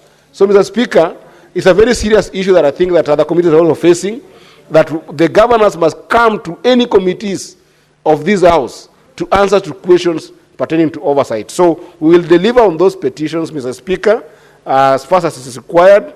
But, Mr. Speaker, we will need the help of this House to call these governors to order. Secondly, Mr. Speaker, I want to quickly comment on the statement by the good Senator, Senator Murango Kamau, who has spoken very passionately about the delay in fertilizer distribution for rice farmers in Sagana and in Mwea. Mr. Speaker, I know that the good senator, who is also happened to have been the chair of agriculture, and he did a very good job when he was the chair of agriculture. I don't know when he lost the script and then lost that seat. But, Mr. Speaker, he will understand, as former chair of agriculture, that the issue of planting fertilizer for farmers in the rice sector is a national issue. In fact, it should be declared a national disaster. Because, Mr. Speaker, if you looked at this week's recent TV reports, the rice farmers are suffering because they are now competing with rice that's coming from abroad. Their rice is not being taken, but the problem starts with the issue of fertilizer. The triple super phosphate, which they call TSP, which is the fertilizer that they use to be able to plant, is not in the country currently, Mr. Speaker. This is a fact that the National Cereal and Produce Board must be able to respond to, Mr. Speaker. I come from a rice-growing community. When you go to Nyatika constituency, the Lower Kuja irrigation scheme, I think that we have got some of the best potential rice in that community. Yet, Mr. Speaker, there is just no fertilizer. And if some meager fertilizer shows up, then it's so small, and it shows up when the rains have even ended. There is no flooding that can be able to enable them plant properly. These things go according to seasons, Mr. Speaker. And, Mr. Speaker, another issue that this committee must address, and I wish that Senator Murango was the chairman, only for this issue, apart from other issues that have been affecting him politically. But if it was not for those issues, Mr. Speaker, he would understand that the cooperatives right now in the rice sector are not being given the power to distribute fertilizer, Mr. Speaker. You know very well that when farmers go as individuals to get this fertilizer, Mr. Speaker, they can't because they might not have the money to purchase at sale. But the problem here is that now the National Cereal and Produce Board does not allow for this fertilizer to go to the cooperatives who can take this fertilizer in advance, give it to their cooperative members, and then once they have harvested and sold their rice, then they can be able to pay back, Mr. Speaker. This is a problem that must be solved by this committee. And then the last issue that must be solved by this committee, Mr. Speaker, is the issue of mopping up rice, Mr. Speaker. It cannot be that a farmer in Nyatike can go and plant rice, have paddy, then when they give this paddy to a number of agencies that are supposed to buy rice, they are given small prices that then end up delaying for even 3 months, Mr. Speaker. This is happening in Mwea Tebera, this is happening in Nyatike, this is happening to all our farmers within the borders, Mr. Speaker. So they are forced, Mr. Speaker, to sell paddy. Can you imagine? They are selling paddy to people like in Uganda because they cannot be paid in the mop-up program, Mr. Speaker. This is a problem that must be addressed, must be solved, because, Mr. Speaker, you cannot sell our rice to Uganda in paddy form so that even the husk that can be used as bagasse to be able to generate, biochar that can be alternative form of fuel, and even actually can be used further to generate fertilizer, which is a problem, is all going to Uganda. So we are not having a vertical integration that can be able to enable an entire value chain to be developed. Why? Because of just mop-up program for buying rice from our farmers, Mr. Speaker. These are issues that I hope that the chairperson of Agriculture, the Committee on Agriculture, my brother, Mr. And Senator, Wafula, Wakoli, will be able to deal with. I know he's also very capable because he has served in this committee. I was with him in Turkana. I saw the way he was giving Senator Murango a lot of support. And now you are sitting on the seat, Senator Wafula. If this comes to you, please look at a way of addressing these three issues to make sure that just the same way the government has been able to enable us as a country not import maize and not import sugar, we have got no business importing rice in this country because we have got capacity of producing rice to the extent that we should be able to export and not import rice. With that, Mr. Speaker, I support this statement and thank you so much. Senator Samson Cherargei. Thank you, Mr. Speaker, sir. One, I want to comment on the statement of ECD teachers.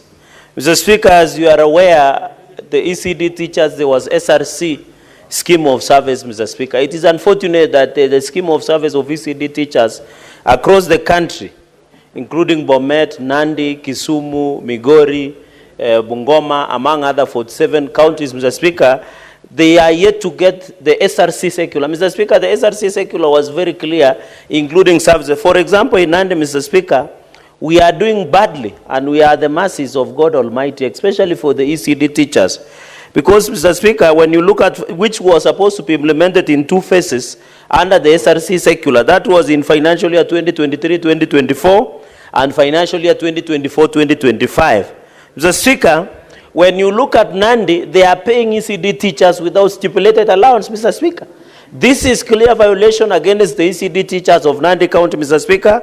For example, teachers who are getting special salary, teachers 18,000 for certificate qualification and 24,000 for diploma, and Mr. Speaker, 32,000 for degree program. This is below the standardized SRC,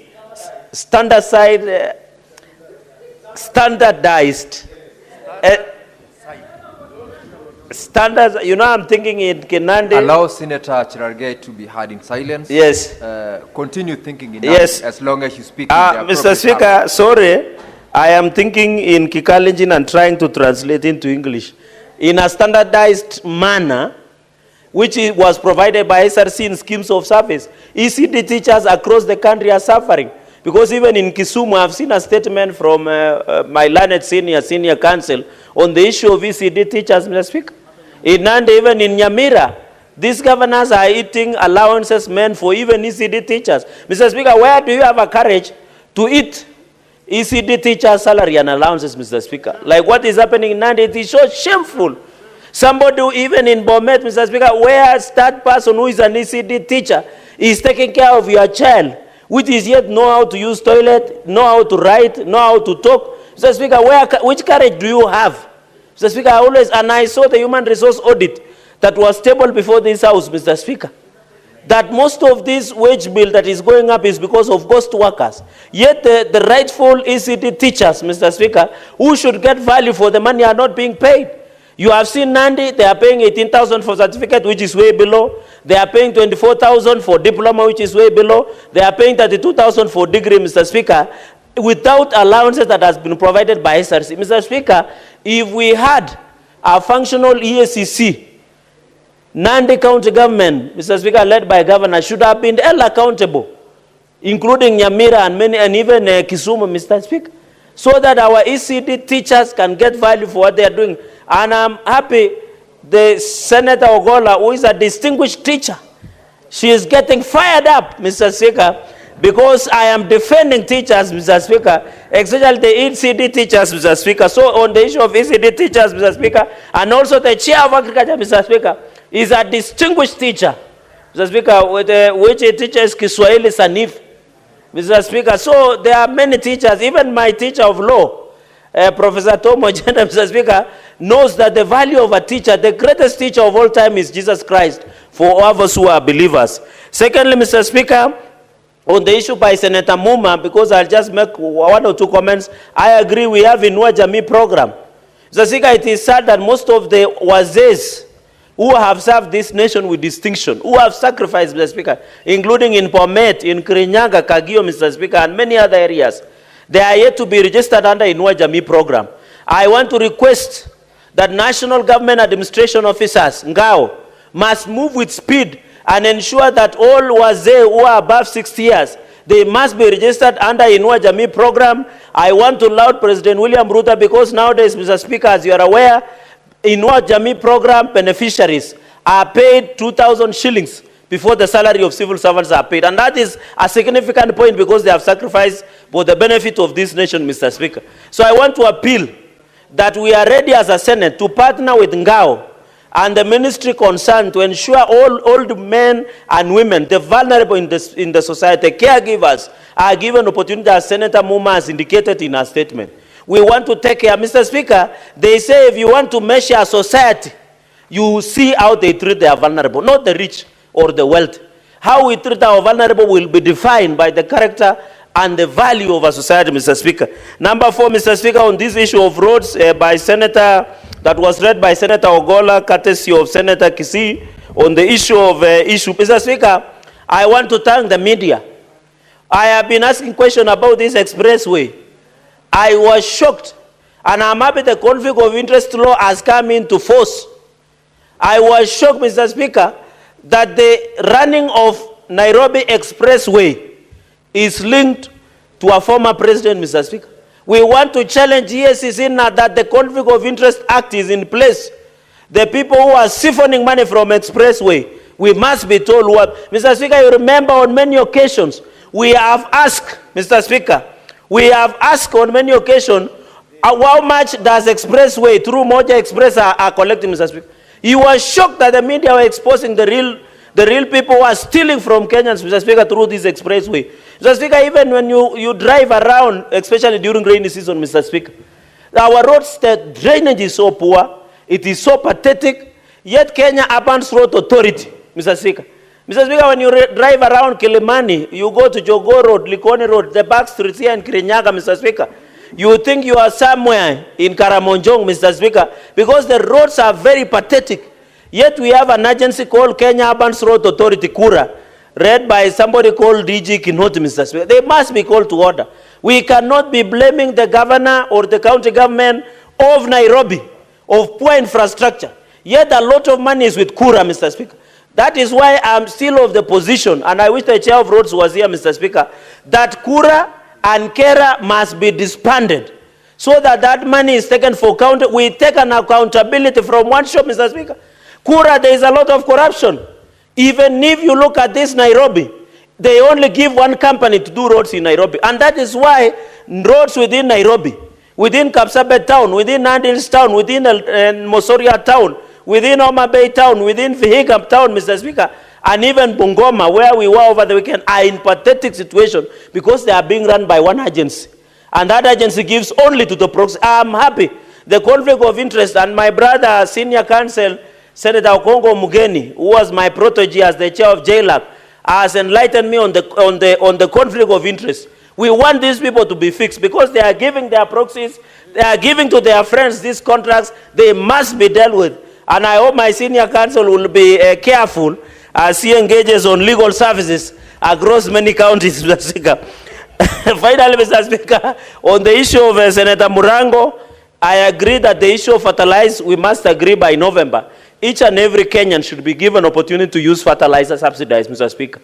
This money should be given to deserving farmers. Farmers in sugarcane, and I'm happy on God willing on Saturday will be in Kisumu, courtesy of Professor Senator Tom Ojenda, Mr. Speaker.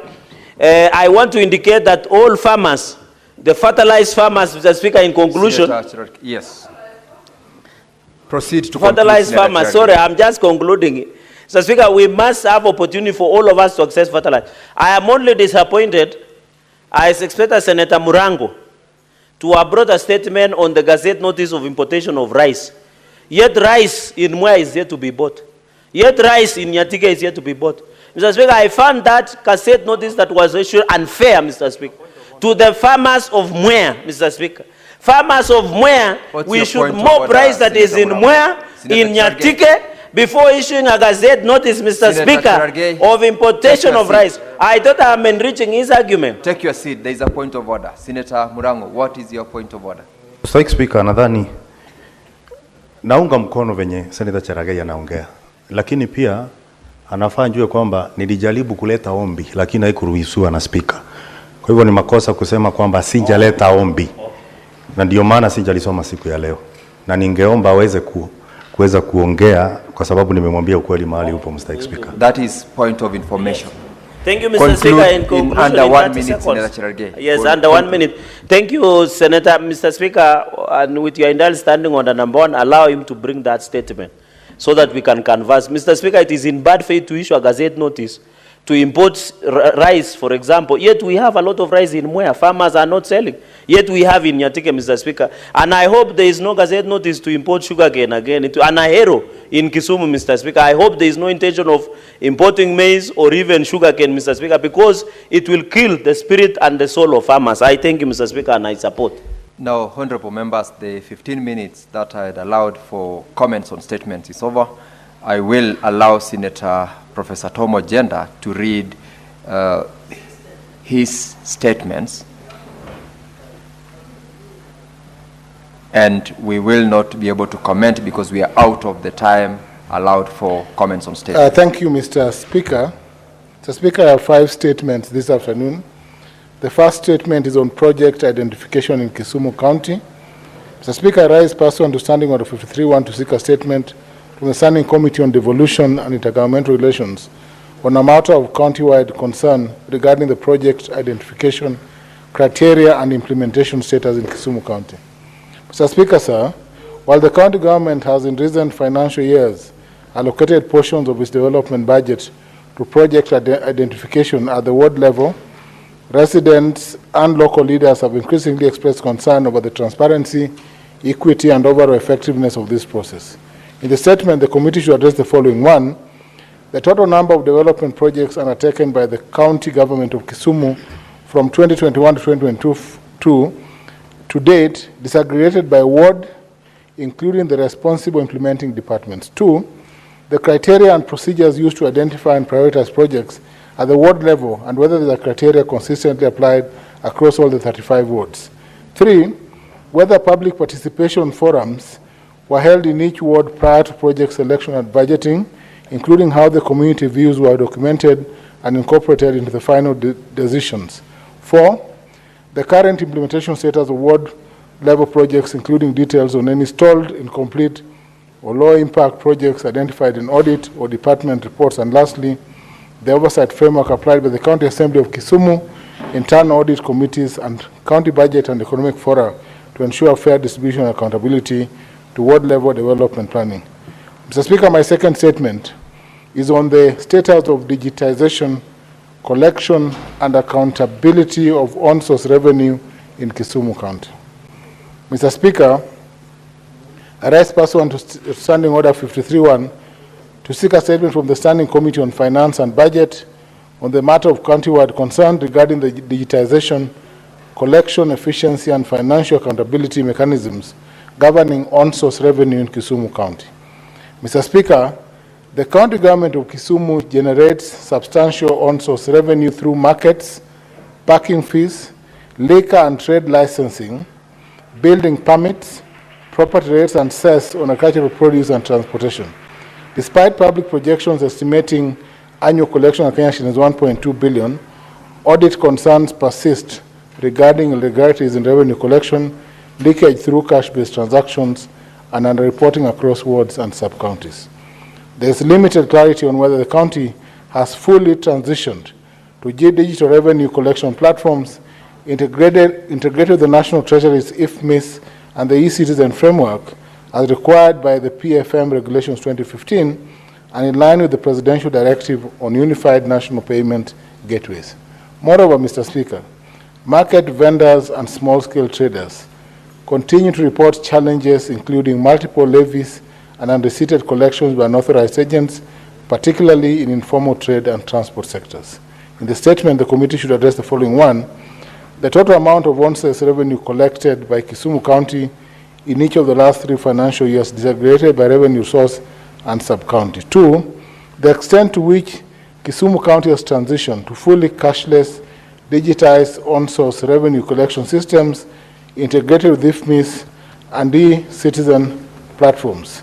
3, the safeguards in place to detect and eliminate revenue leakages, the use of parallel receipt books, and the operations of unauthorized revenue collection agents, especially in markets, border stages, bus parks, and urban access points. 4, the internal audit mechanisms governing daily, weekly, and monthly revenue reconciliation, and whether such audits are made public and are subject to external verification. And lastly, the steps taken to promote equity, transparency, predictability in the assessment and enforcement of county taxes, rates, levies applicable to small traders, vendors, and transport sectors.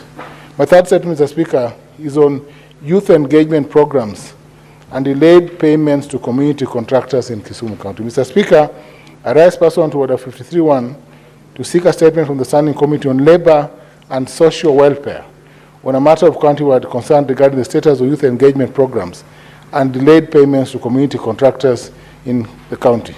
Kisumu County has over the years implemented temporary employment initiatives targeting youth empowerment, kazi kwa vijana. These include urban cleanup exercises, solid waste management, drainage maintenance, urban greening, particularly in Manyata, Nyalenda, Kondele, and Milimani, and Market Milimani wards. While these programs have created short-term job opportunities and basic service contracts for hundreds of young people, many of these groups remain unpaid for work completed as back as 2022-23 financial year. In the statement, the committee should, 1, address the total number of youth-led and community-based groups engaged by Kisumu County under urban cleanup, greening, and labor-based public work programs from 2022-23 financial year to date. 2, the reasons behind the delays in disbursing payments and the total amount owed to these groups or individuals, including a breakdown of payments that are pending, delayed, or under dispute.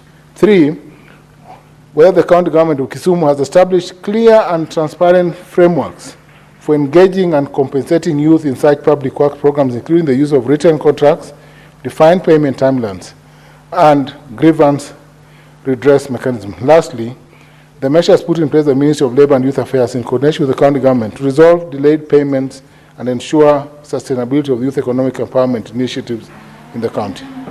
Mr. Speaker, my second last statement is on the status of conservation and sustainable utilization of the Dunga wetland and Lake Victoria shoreline in Kisumu County.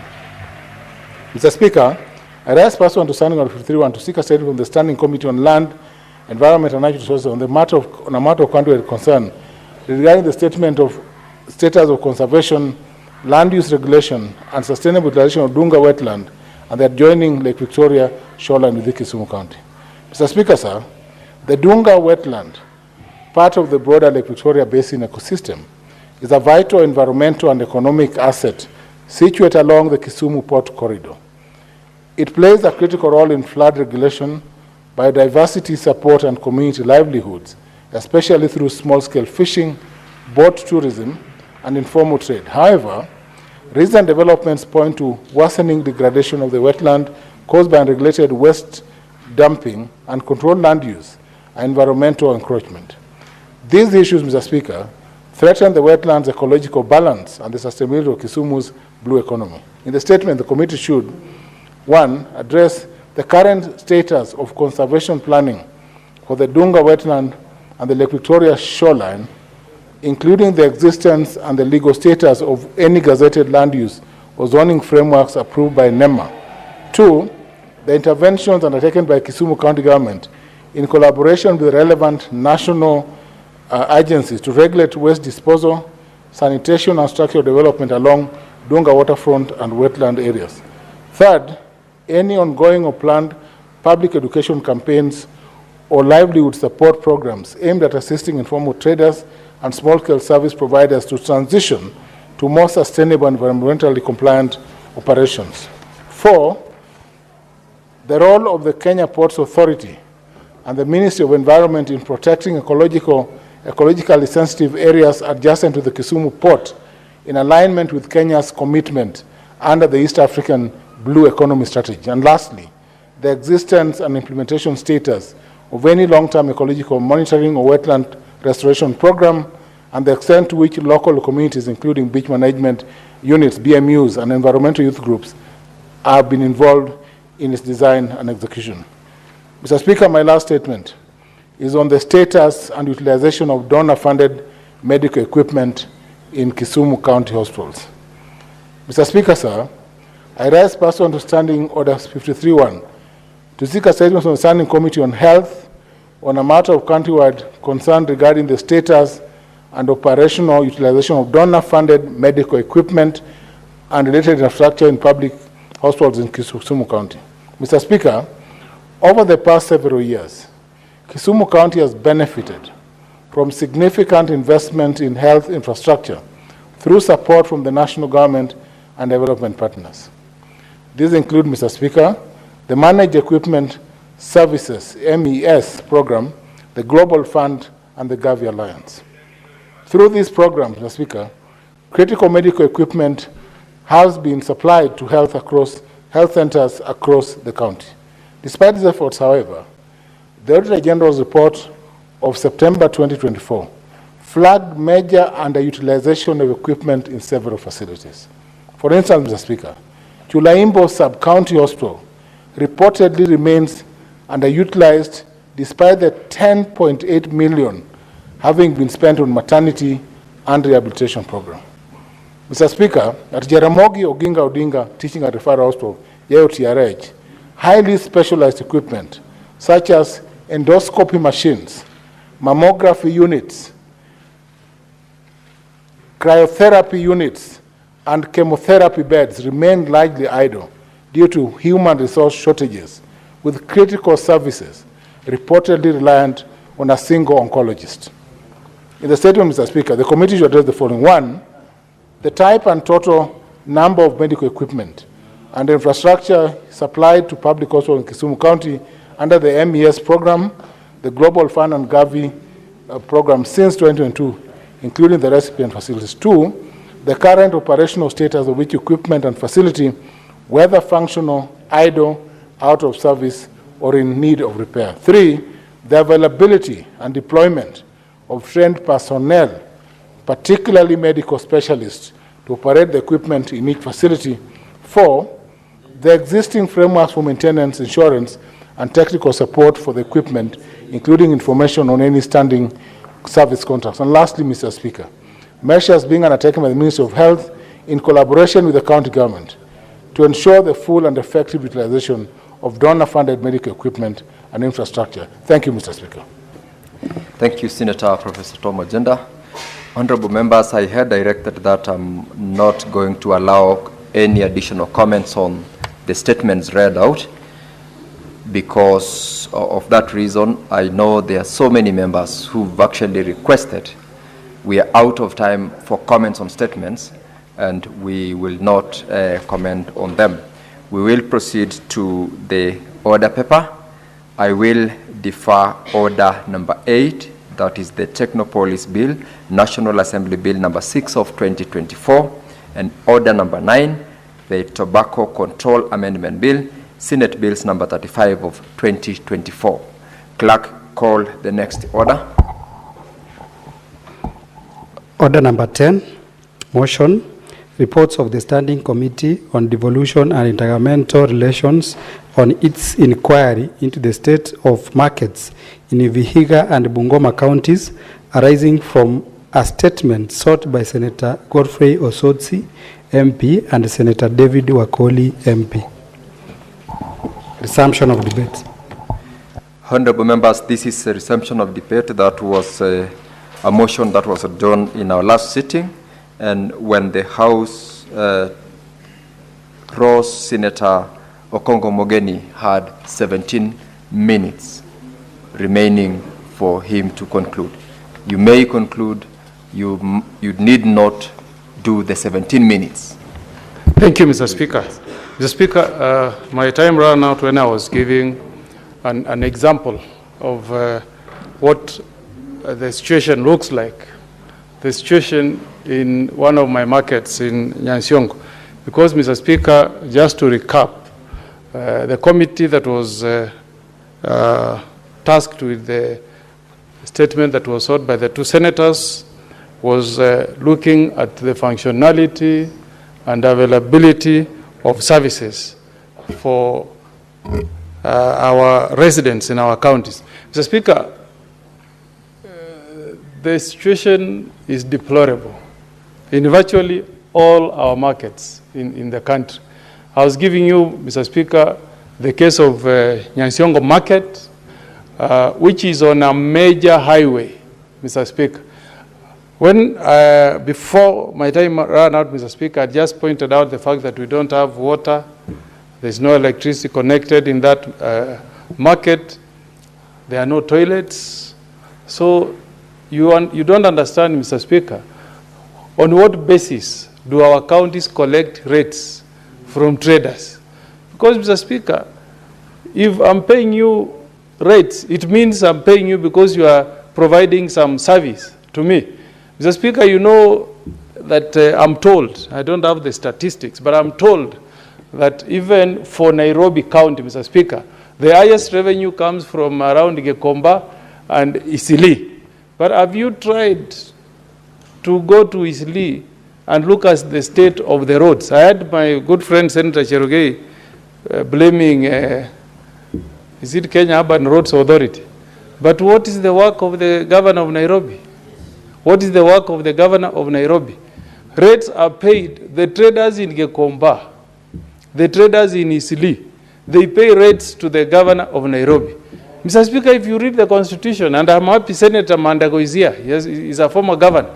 If you read our Constitution, there is in the 6th schedule, there is a paragraph that says one of the devolved functions include county roads, Mr. Speaker. So if you say that the roads in Isili, the roads in Gekomba should be done by Kenya Urban Roads Authority, what is the work of the governor of Nairobi, Mr. Speaker?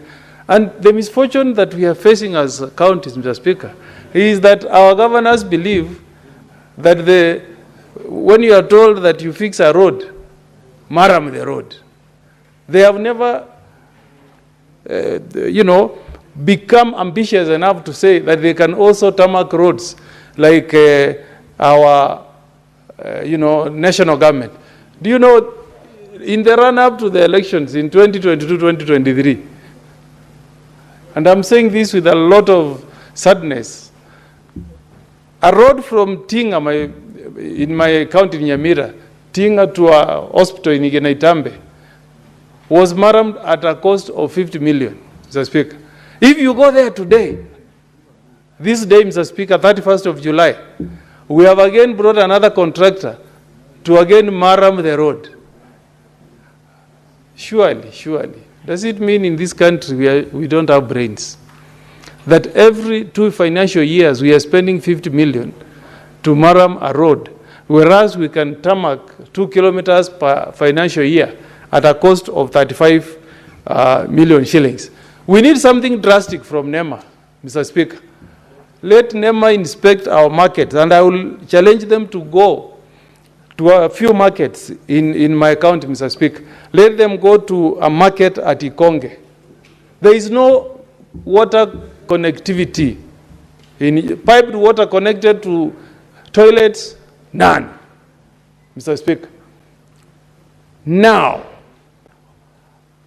if you get waterborne diseases in some of these cities, it will wipe out so many people from those counties, Mr. Speaker. If you go to a market like Kebirigo, Mr. Speaker, we do, the trade of selling cows along the highway, the Kisii, Nyamira, Ikonge highway. We don't have a designated market. If you go to Kebirigo market on a Tuesday, Mr. Speaker, cows are being sold on the roadside, Mr. Speaker. Just imagine if a truck lost control and rammed into traders in that market, it will be a disaster. You go to Ikonge, our last market before we connect with our neighbors in Kericho, cows are being sold by the roadside, Mr. Speaker. What is my good friend, the governor of Nyamira, doing? He has been in office 13 years, since the birth of devolution. Governor Amos has been the face of devolution in Nyamira, Mr. Speaker. But there is no designated market for us to sell our cows in Kebirigo, in Ikonge, Mr. Speaker. Garbage collection. Mr. Speaker, I don't know where money being given to us by Floka is going, Mr. Speaker. And I think, Mr. Speaker, it's high time that we commissioned committees in all our 47 counties, different committees, not just SIPAC or the committee chaired my good friend Ososi. We need committee, even the Committee of Environment. Let it go to our counties and audit the sanitation situation in our counties, Mr. Speaker. You go to Keroka, and Keroka is a famed market, Mr. Speaker, shared on one side by Nyamira, 3/4 is on Nyamira, Mr. Speaker. You go to Keroka, Mr. Speaker, there is garbage all over, Mr. Speaker. Yet Floka is giving us money to improve sanitation in our counties, Mr. Speaker. Can you imagine the shame we are carrying as people of Nyamira, Senator Cheragei? Nyamira is one of the only 3 counties, 3 in the entire Republic of Kenya, only 3, Mr. Speaker, that have not connected piped water to even one household. Can you imagine, Mr. Speaker, that in the county of Nyamira, we are only among the 3 counties where no citizen has walked to the county government of Nyamira, applied and paid to be connected with piped water. Can you imagine, Mr. Speaker? Whereas in Nairobi, in Kiambu, in Muranga, citizens go and pay, and the county governments connect them with piped water, Mr. Speaker. We must have a serious conversation. Why did the Constitution say that water as a function is devolved if we cannot connect our people with piped water, Mr. Speaker? The other day I was at home, Mr. Speaker, and I met a delegation from one of the wards. I think that was from Nyansiongo ward, Mr. Speaker. And they were giving me an example that the county government came, drilled a borehole, then they disappeared. No electricity connected, there is no tank, no water pump, and the most critical aspect is to connect water. Senator Cheragei, you have piped water in your house, in Nairobi, Murango you do. That's what we want our people to have also, Mr. Speaker. When you drill a borehole, Mr. Speaker, you should connect the pipes to homes, put meters, and challenge the consumers to pay you fees for water consumption. But if you just drill a borehole and leave it there, and the wananchi are not getting services, Mr. Speaker, what value is devolution to our people? So I am asking the committee, if you want to go and see for yourselves, and I'm going to urge one of the committees to visit you go to a place called Nyando Chibere in Nyansiongo ward. A borehole has been drilled, but no value. The auditor tells you no value for money because the water has not been connected to homes, Mr. Speaker. You go to again another borehole in Kituru Masaba, drilled, but there is no connection to homes. Lighting. I can see the committee say they went to various markets and they confirmed that there is no lighting. That is the norm. In some of our counties, Mr. Speaker, a market called Isinta in North Mogrango. That is the constituency of my good friend, Governor Nyaribo, Mr. Speaker.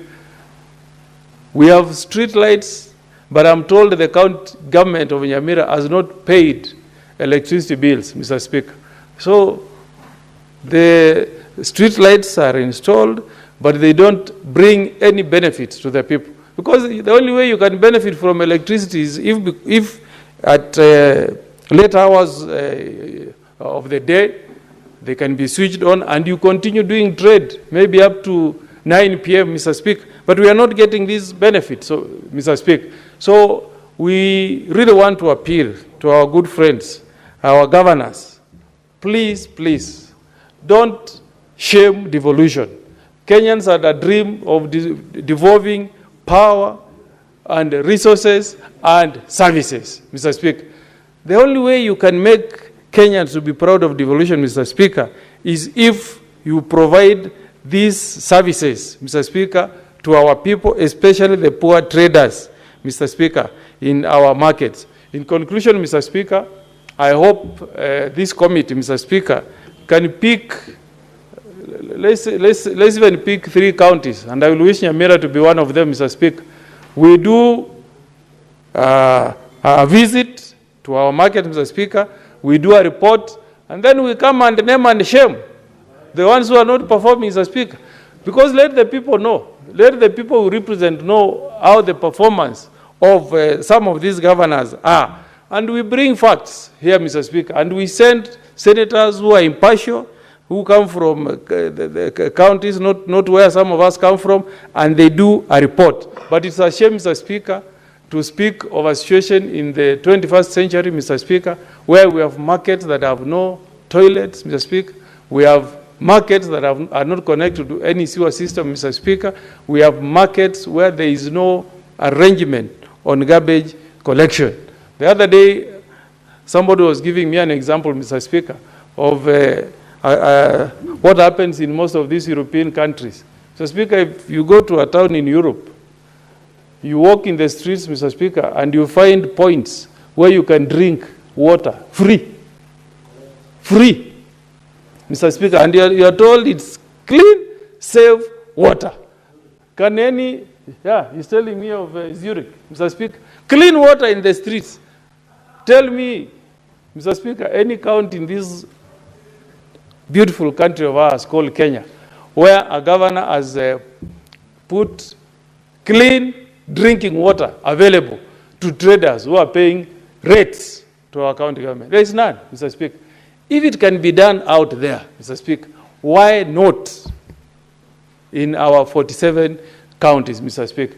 I hope our governors, as we go to the devolution conference in Homa Bay, they can reflect, Mr. Speaker, on what impact devolution has had on the people who reside in our counties. Otherwise, if we don't do that, Mr. Speaker, we would have killed the dream of devolution. So I support this report by the Committee of Devolution, but hope that we can,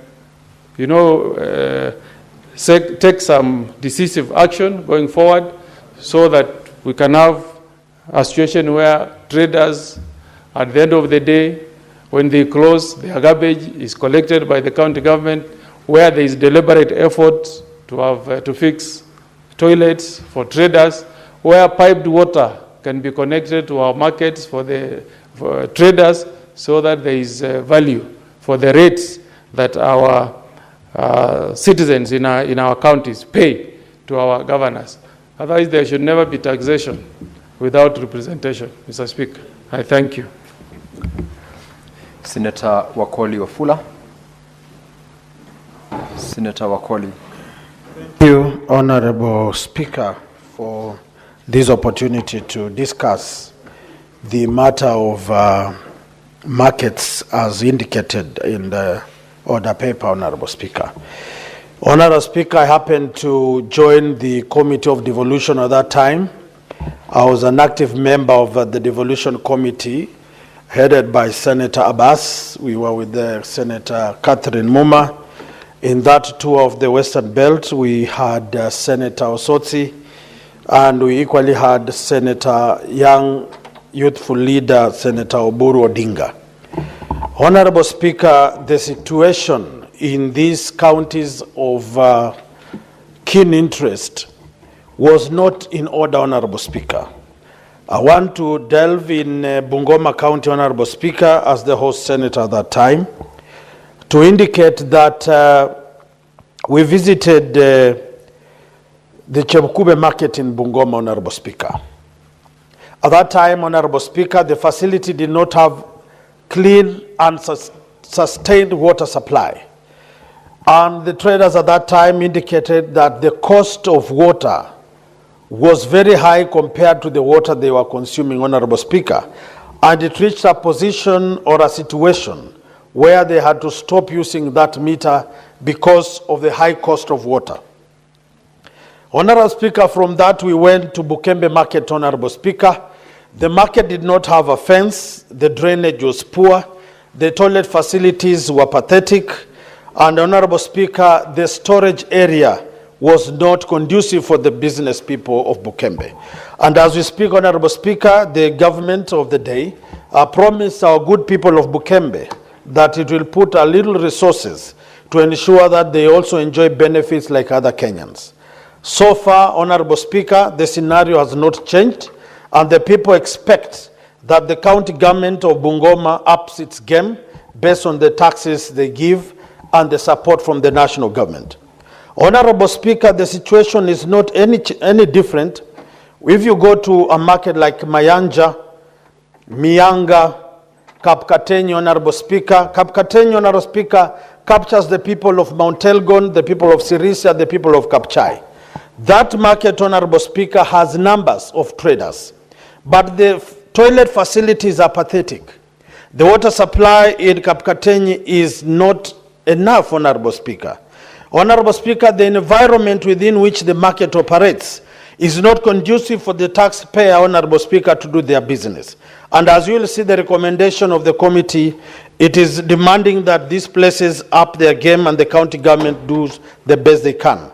A market in Kandui, Honorable Speaker, called Dorof is equally in dire need of attention. Honorable Speaker, what we are simply saying that the Committee for Devolution in itself has the desire to see change. But this change can equally be seen if this whole house takes a drastic measure to ensure that when governors come to committees, pick and line committees, Honorable Speaker, people should stop playing games with these committees, Honorable Speaker.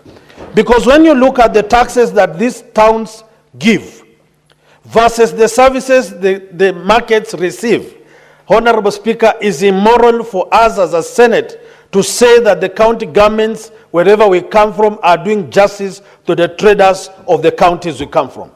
And I want to beseech Honorable Senators, moving forward in these other committees that you are not members in, when your governors come to visit specific committees, kindly create time and attend yourself and raise concerns that other members will not want to raise because of their comfort or because they have not been pinched by the suffering of our people, Honorable Speaker.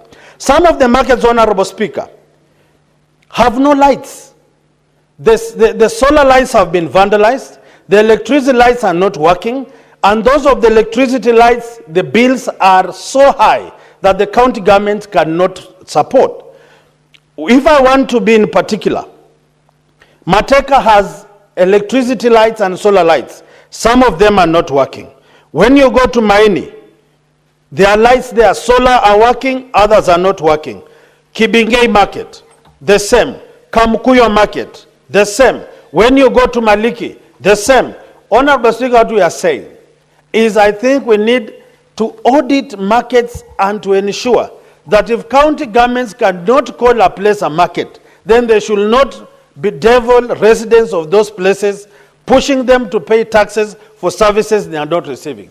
And if you look at various markets in this country, Honorable Speaker, you will realize like a market in Nalondo, the residents of those areas literally refuse to pay taxes because there are no sanitation, there is no water, there is no light, and therefore for a few months they have not been paying taxes. So we have to up our game, Honorable Speaker, and push our county governments to plow back what they receive from the taxpayers' money, so that Kenyans can concentrate in doing business, in investing, knowing that the markets they are in will definitely be improved by county governments that appreciate their soil and toil. And as I conclude, Honorable Speaker, a matter has been mentioned in various towns and markets of this country, that people just wake up in the morning, issue a circular in the evening, and the following day they are racing down structures of small traders, juakalis, who have equally been paying taxes to the county governments of this republic. They must be sensitive to the lives of these people. Some of these people have taken loans from merry-go-rounds, and it is not in order for county government to raise their businesses down. They are not even giving these people grants. They are not giving these people loans. They are not making water available. They are not ensuring security is there. And we call these people a county government, or we have ministers, or we have market officials. Honorable Speaker, it is high time that the Senate of the Republic of Kenya looks very, very keenly in the management of markets.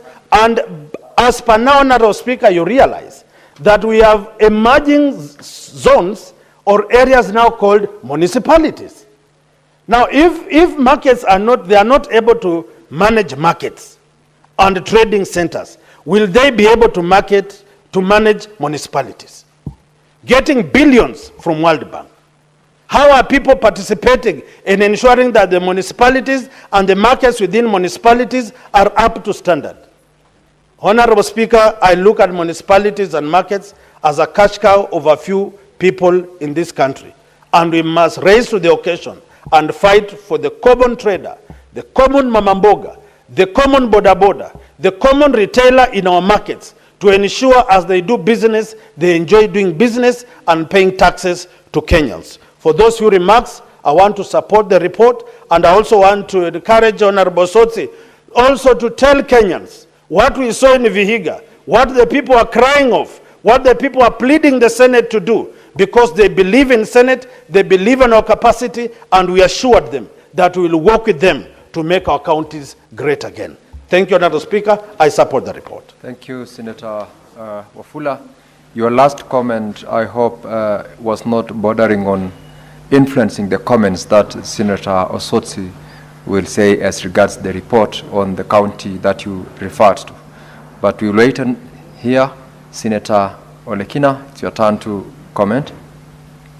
Thank you, Mr. Speaker. Mr. Speaker, I rise to support the report by the Standing Committee on Devolution and Intergovernmental Relations in as far as their reaction to the two statements sought by two distinguished senators in this Senate, that is Senator Wakoli and Senator of Vihiga. Mr. Speaker, it is embarrassing, and I have to begin by saying it is absolutely ludicrous when it comes to a point where the people we fight so much for, the county governments, to be able to get money, end up collecting on-source revenue. But when they collect on-source revenue, they don't convert that money into services, leading to boycotts by traders because of lack of basic services like sanitation, water, security in their markets. Mr. Speaker, it really begs the question, why are we here then? Why are we fighting for these traders? Why are we fighting for these county governments to make money, to get money? Every so often, when we have business in the order paper that revolves around division of revenue, all of us are here. And we are diligent in making sure that we fight for our counties to get money. Mr. Speaker, I don't know when we are going to teach these governors to run counties as if they are businesses. They need to get business 101. When you talk about business, you have to look for profit. And the only way you can make profit is by ensuring that you've got the following factors. One, you've got your environment of business being perfect. Number two, you've got the after sales, services. Now, in this case, you expect traders to be able to collect money to pay you taxes. But you don't give a hoot about their toilets. You don't give a hoot about their security. Where are we going? Sometimes I wonder whether we just do things for the sake of doing them to appear as if we are doing. One of my biggest pet peeves, Mr. Speaker, has got to do with constructions of markets by the Ministry of Housing and Urban Development, yet with this program funded by the national government, but the markets are not being utilized and they are not being completed. A couple of days ago, I raised a serious concern with the powers that be, including also the Ministry of Housing, that in Narok County, we spend 1.3 billion shillings from the national government. Two markets were built, one in a place called Suswa, I'm sure you know Suswa. The next one was in Tulele. We went there with the president and launched those markets. But until today, those markets have not been operational. You know, when I sit here and I listen to the problems of Luanga, and I listen to the problems of Vihiga, and what do you call this county that my friend comes from? Bungoma. I say, we have different problems. The problems that I have now for Narok County is that the markets were completed, the markets are good, it's only small things, stalls being put in, people being allocated for the traders to live in good conditions. It is like we are cursed, Mr. Speaker. We like to operate in very shoddy environments. On Tuesday and Saturday, if you take the road to Narok, you'll be shocked. On Wednesday, if you take the road to Narok, you'll be shocked. In Suswa, people, you know, it's littered with a bunch of people, traders on the road, yet there's a beautiful market, which is just a white elephant project there. It's embarrassing. You know, I'm livid. I want to see things change. You call, you make noise, you raise concerns, you know, but sometimes you're just like, what are we doing? You see a toilet being constructed, and it goes 2 financial years. The county needs to lift, it needs to pull up its socks when it comes to the issue of completing projects. The national government also must do the same. Because why do we spend 1.3 billion shillings to put up 2 beautiful markets? And then there's a wrangle between a few people on who is going to be the trader there. Then why did we build them in the first place? So, Mr. Speaker, these are the kind of things that we need to investigate. You know, I appreciate the work done by this committee, but does it stop here? Does it become a motion where we sit down? When I came here to this Senate, I was told that Parliament pronounces itself through motions and bills. So this motion, we must pronounce ourselves. We must follow through. You know, I really would have loved to see us having an implementation committee. So that implementation committee, when we move a motion like this one, trying to make life easy for our citizens, that committee will run with it. But now, because we are left with the committee self-implementing, I want to beseech the Committee on International Intergovernmental, what you call devolution and intergovernmental relations, to take the resolution of this Senate and run with it. Please come to Narok. Go to the Ministry of Housing. Ask P.S. Hinga what is happening. Why are we not completing these 2 markets in Narok? Move from there, go to Bomet. See the conditions. Whatever resolution we come up with, go to Vihiga and Busia. Sit down. Let us consult. The moment we consult is the moment we can be able to move forward. If the problem is selecting traders, let those ones who are there first, when it comes to the issue of Narok, let them go in first and then the rest can follow suit. This is a matter that determines legacies. This is a matter that tells us whether this government is working or not. I want to drum up support for things that are concluded, but I don't want to do things halfway. So when I heard that this committee was investigating this issue because of the statements by my 2 colleagues, I wish I had also raised my statement, but I chose to call the ministry and say, please, leave that ministry, go to that place and make sure those markets are working. Finish those toilets. Because if you don't do that, today, traders in Luanga have boycotted. They have said we will not pay taxes. Tomorrow, it will be traders in Kirinyaga saying we will not pay taxes. Even if in Wasingishu they bought a beautiful AC plant to be able to fix their roads. And I think the first person who bought that one was the chairperson of health. You know, I don't know whether it was him, but I just saw a new one coming up the other day. You know, we want to see those kind of services where we are fixing our roads. Why do we have to still behave as if we are living in the 19th century? Mr. Speaker, today we had a session with the ambassador of South Korea. And one of the things that he said, which really struck so deep, is that South Korea is such a small country. You can take South Korea and fit it into Kenya 5 times. 1, 2, 3, 4, 5. They have the same population as we have here, around 56 million people. But guess what? They are doing so much better than we are.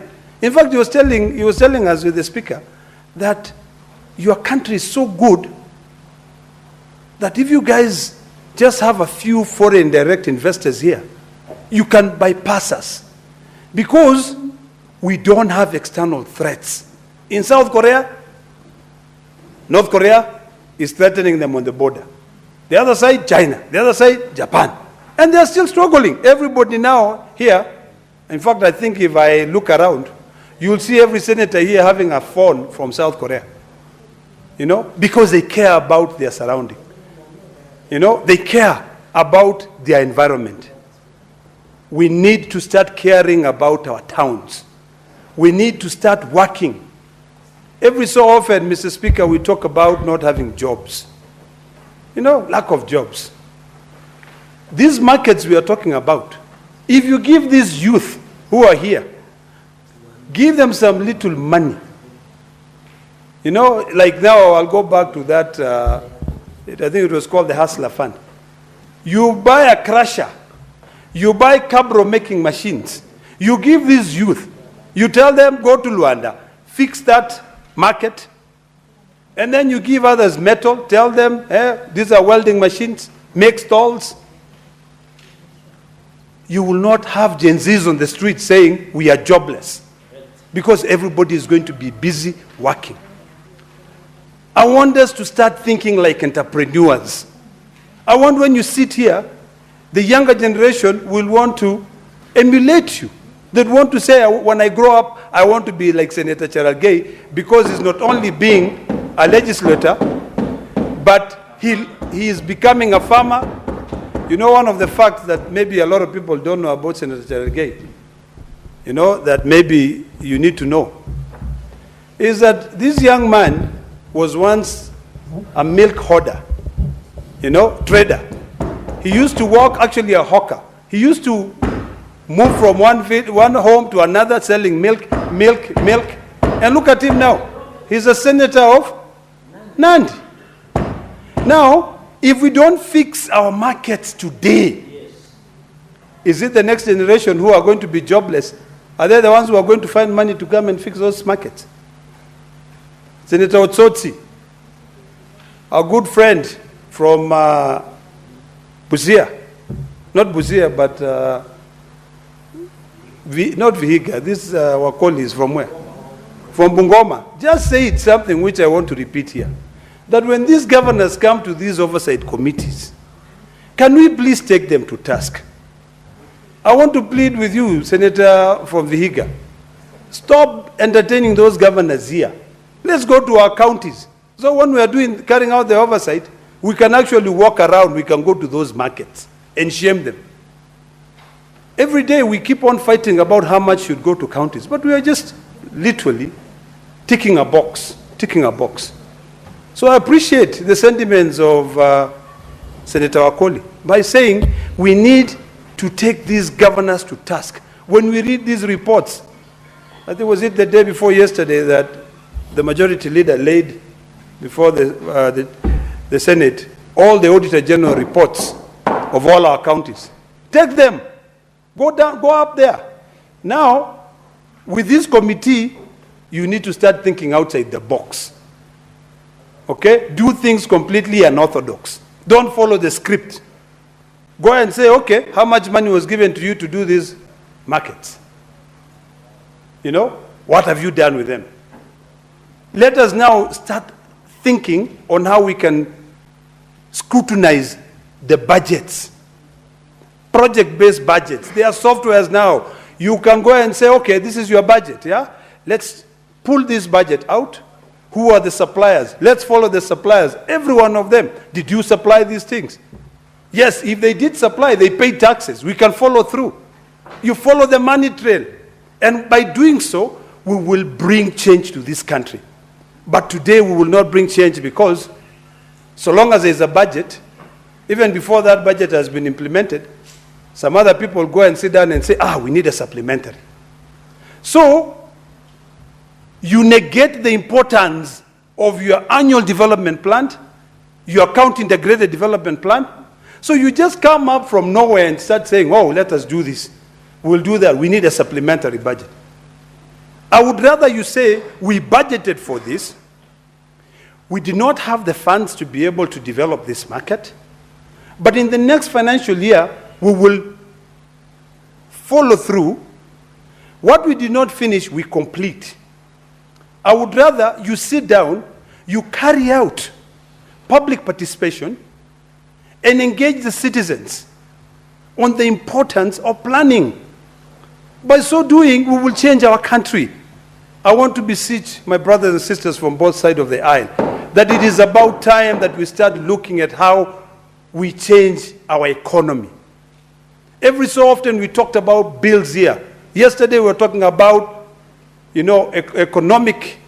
economy versus health. Earlier today we were talking about issues of Thange. And I'm so happy that the Cabinet Secretary of Health has decided that he's not going to play any politics anymore. That enough is enough. He's going to make sure that under Section 118 of the Public Health Act, he issues an order. He makes sure that Kenya Pipeline Corporation fixes the problems. The last time Section 118 of the Public Health Act was implemented was during COVID. If you read the law properly, you will see that that section of the law defines what is a public nuisance. And health, markets being dilapidated, being dirty with no toilets, that's a nuisance. So we just need to be holistic in our approach to solving problems, and we will see this country going further. But Mr. Speaker, if we don't do that, these young people who are watching us here deliberate on issues, on the problems that we have as a country, we will come back here. They will be here. And if you read the Hansard, in 10 years' time, when I'm no longer in this Senate, and a young man who is watching me here is sitting here, he'll be saying the same thing that Senator Ledamo Lekena was saying. So let us have a way of not just ticking boxes, but actually making sure that we follow through. And I do hope that Senator of Vihiga and Senator of Bungoma, you will not just raise a statement and you end here. Let us go and implement. Let us all go there, join those traders, because there's really no sense in you charging traders taxes and you don't even bring them simple things as water. Mr. Speaker, I support. Senator James Murang'a. Asante sana Mstahiki Spika. Kwanza ningetaka kuhusishwa na kuunga mkono ripoti ambayo iletwa na kamati ya ugatuzi, na niseme ya kwamba soko ama masoko ni kiungo muhimu sana wakati tunapofikiria juu ya kuweza kufanya maendeleo nchini. Lakini Mstahiki Spika, pia mahali nimetoka Kirinyaga kuna changamoto ya soko moja ambayo inaitwa soko la Kutus, ambapo wale wakala ambao wanauza ng'ombe na kuku walitolewa mahali walikuwa wanauzia kuku zao, wamepelekwa mahali pengine shambani, hamna choo, hauna maji safi ya kunywa, na hata ni kama shamba tu. Na tukizingatia sana ni kwamba mahali wanauzia wale ng'ombe imebakana na chuo kikuu cha Kirinyaga. Lakini Mr. Speaker, swali ambao najiuliza ni kwa nini basi wale wakala ambao wanauza ng'ombe katika soko la Kutus wanaendelea kutozwa kondi na gatuzi la Kirinyaga, na huduma zenye wanafaa kupata wapati. Mr. Speaker, Mr. Speaker, wakati mangavana anachaguliwa, mojawapo ya kigezo ni kwamba lazima uwe na shahada, lazima uwe umesoma. Lakini nimekuja kugundua ya kwamba pia kuna wengine wanashindwa na mambo ambayo hafai kushindwa nayo. Na ndio maana nimekuja kugundua ya kwamba hata vyuo vikuu vina wajinga, ndio maana kuna mtihani. Kwa sababu Mr. Speaker, jambo kidogo sana kama ya kujenga choo, unapata gavana mzima umekaa pale miaka si hamba, bado wafanyabiashara wanaumia. Na wakati unaenda kusema kwamba unataka kupewa kura, na tulizunguka, ni mambo mengi sana uliahidi wale wakazi, na ndio wakakuchagua. Mr. Speaker, unajua sisi kamati ambazo tulizoko hapa, nataka niunge mkono mambo ambayo imesemwa na Orekina. Senator Mandago, what's your point of order? Take your seat, Senator Murango. Asante sana Mr. Speaker. Nimesimama kulingana na kanuni zetu za kudumu 105. Je, ni sahihi Seneta wa Kirinyaga, Senator Murango, kusema mtihani ambazo zinafanyishwa wanafunzi kwenye vyuo vikuu ni kwa sababu kuna wajinga katika vyuo vyetu vya masomo? Mheshimiwa Speaker. Senator Murango, could you expound on that point of order? Give him the microphone, clerk.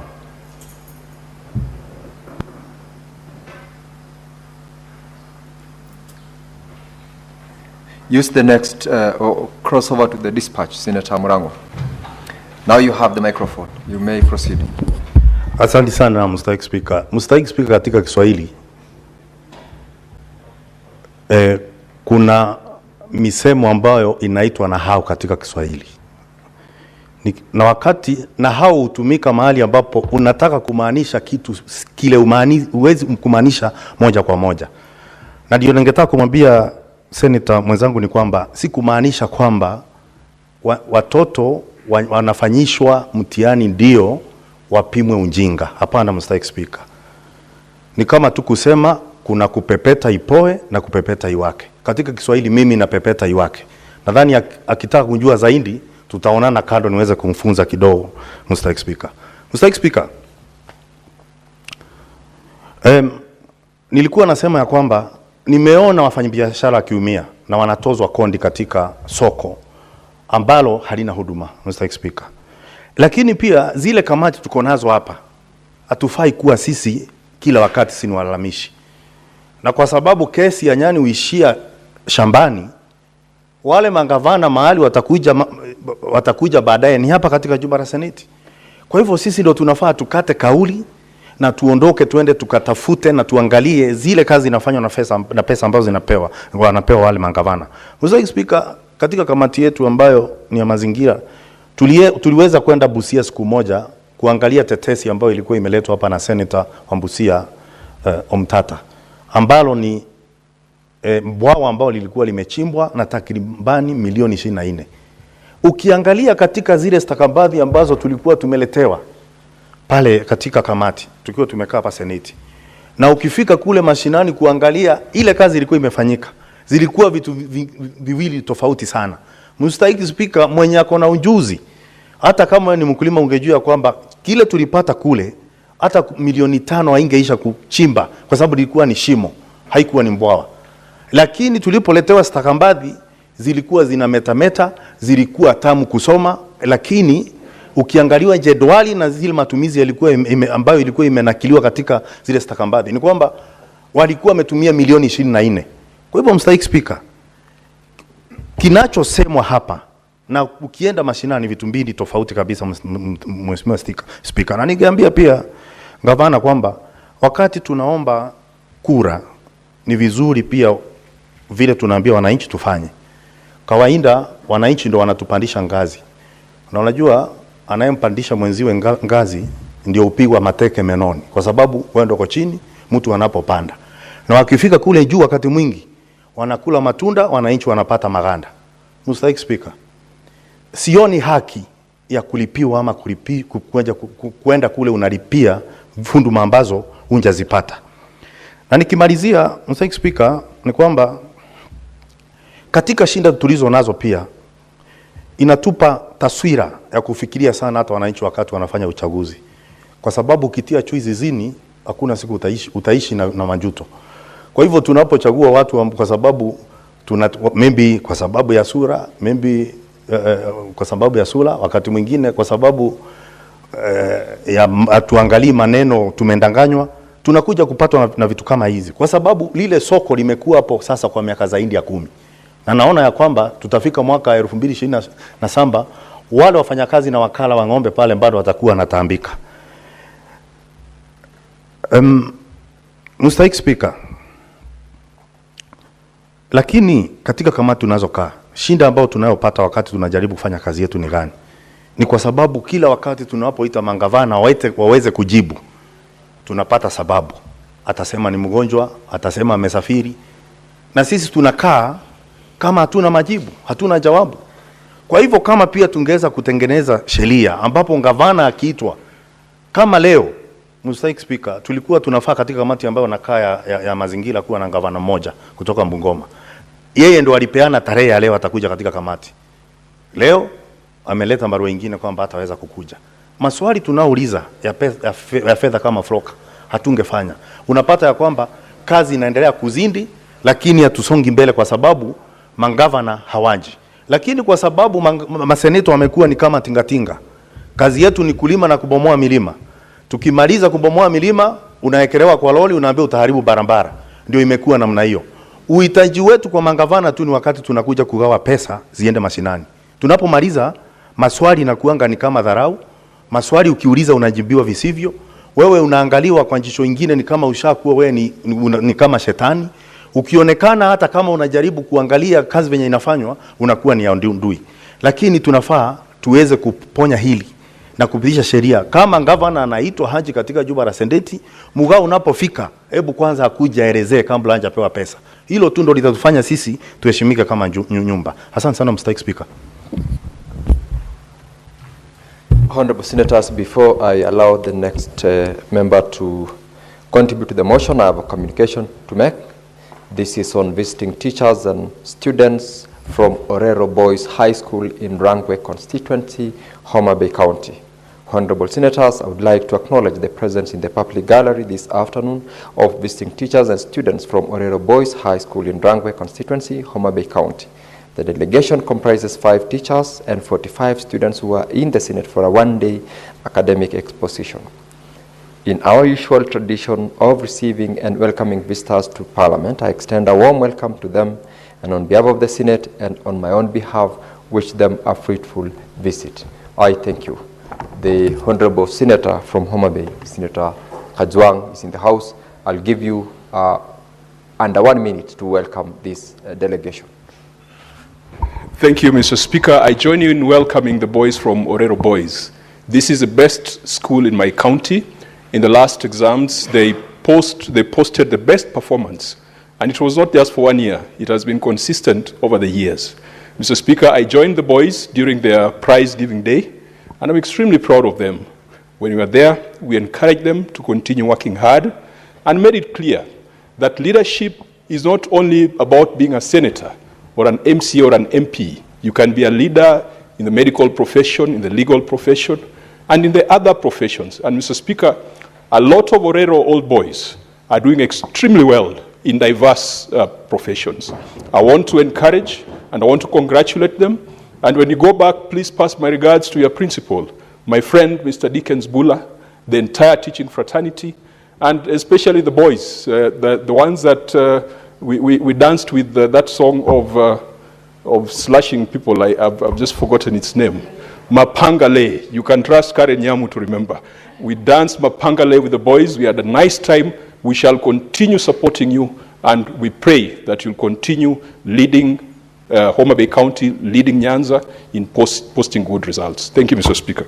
Thank you, Senator Kajwang. Senator Eddie Okech.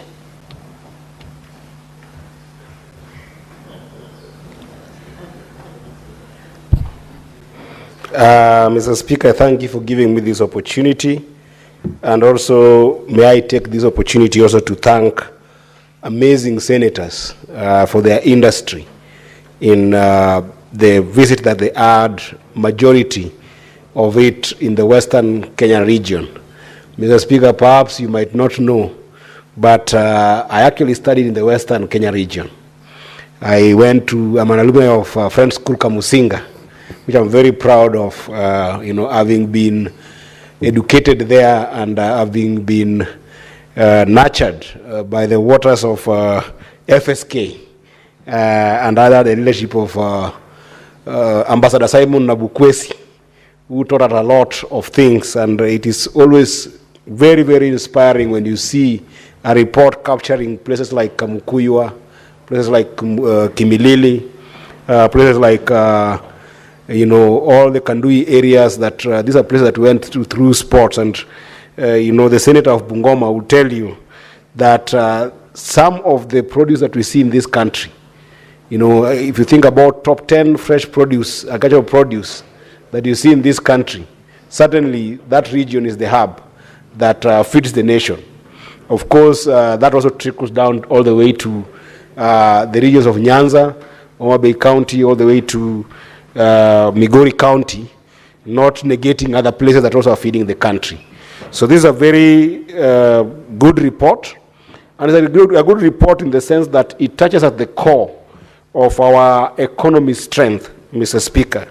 Strategic transformation of market infrastructure is indeed the only way you can be able to revitalize this economy, because any kind of produce that we are consuming in this country must find itself across our markets, Mr. Speaker. In Migori alone, Migori County, where I come from, the major markets that we have in Migori County, if I don't talk about the smaller markets, which, Mr. Speaker, we call Aswekra, from where I come from, but from where the senator of Abai comes from, they call it Chumbo. The smaller markets that women go to and try and sell by sitting on the stones by the roadsides. They might not count, but they also comprise these traders who actually do contribute to our economy. But if you look at the larger market economy, where we've got bigger markets in Migori County, when you think about Mabera, when you think about Kehancha, this is in Kuria West, those are the two major markets that you will see there, together with Masaba. When you think about Getonganya and you go all the way to Intimaru in Kuria East, when you come to the main market called Marindi Market in Migori County, that is in Suna West constituency. When you go to Nyatike, you get a market called Wathonger. When you go further down in Nyatike, you get a place called Sori Market in Karungu. When you go to a place called Muru Bay, where all the fish that you eat come from, and the best omena comes from Muru Bay. Along that belt, there is Matoso Market. And when you come now to Awendo, where you get the Awendo Market, all the way to Rongo Market, and in Uriri, also we have got a place called Rapogi and Oria Markets. When you look at these major markets, collectively, they bring about 1,500 serious traders that then build the economy of Migori County with the top 10 fresh produces that I talked about, fresh market produce that I talked about that are coming from Western. So, Mr. Speaker, we cannot thank this committee enough to go and look at these markets in the Western region that then actually are not dissimilar to other markets that we are seeing across the country, Mr. Speaker. Because some of the recommendations I've seen from these wonderful committees, and I'm happy that my brother, the Senator of Bungoma, Senator Wafula, who is in this house, together with Senator Bass, that I can see, and I can also see Senator Oburu, who had the chance to also actually visit these markets. Mr. Speaker, the recommendations that they have made here are magical recommendations, because they give us some insight that sometimes are removed from even our day-to-day operations in our own counties. And Mr. Speaker, those recommendations, in my view, they should not just end at a point of simply being a wish for the county government to take action on. I wish that these recommendations, Mr. Speaker, that I'm seeing here can be able to be transferred or translated into pieces of legislation when you think about standard of markets. Mr. Speaker, I want to encourage the members of these committees that perhaps they should consider sponsoring a bill that can be able to talk about standardization of the market infrastructure in county governments. Because then that will be the fire of baptism to the governors that we have, that you don't just go and develop market randomly.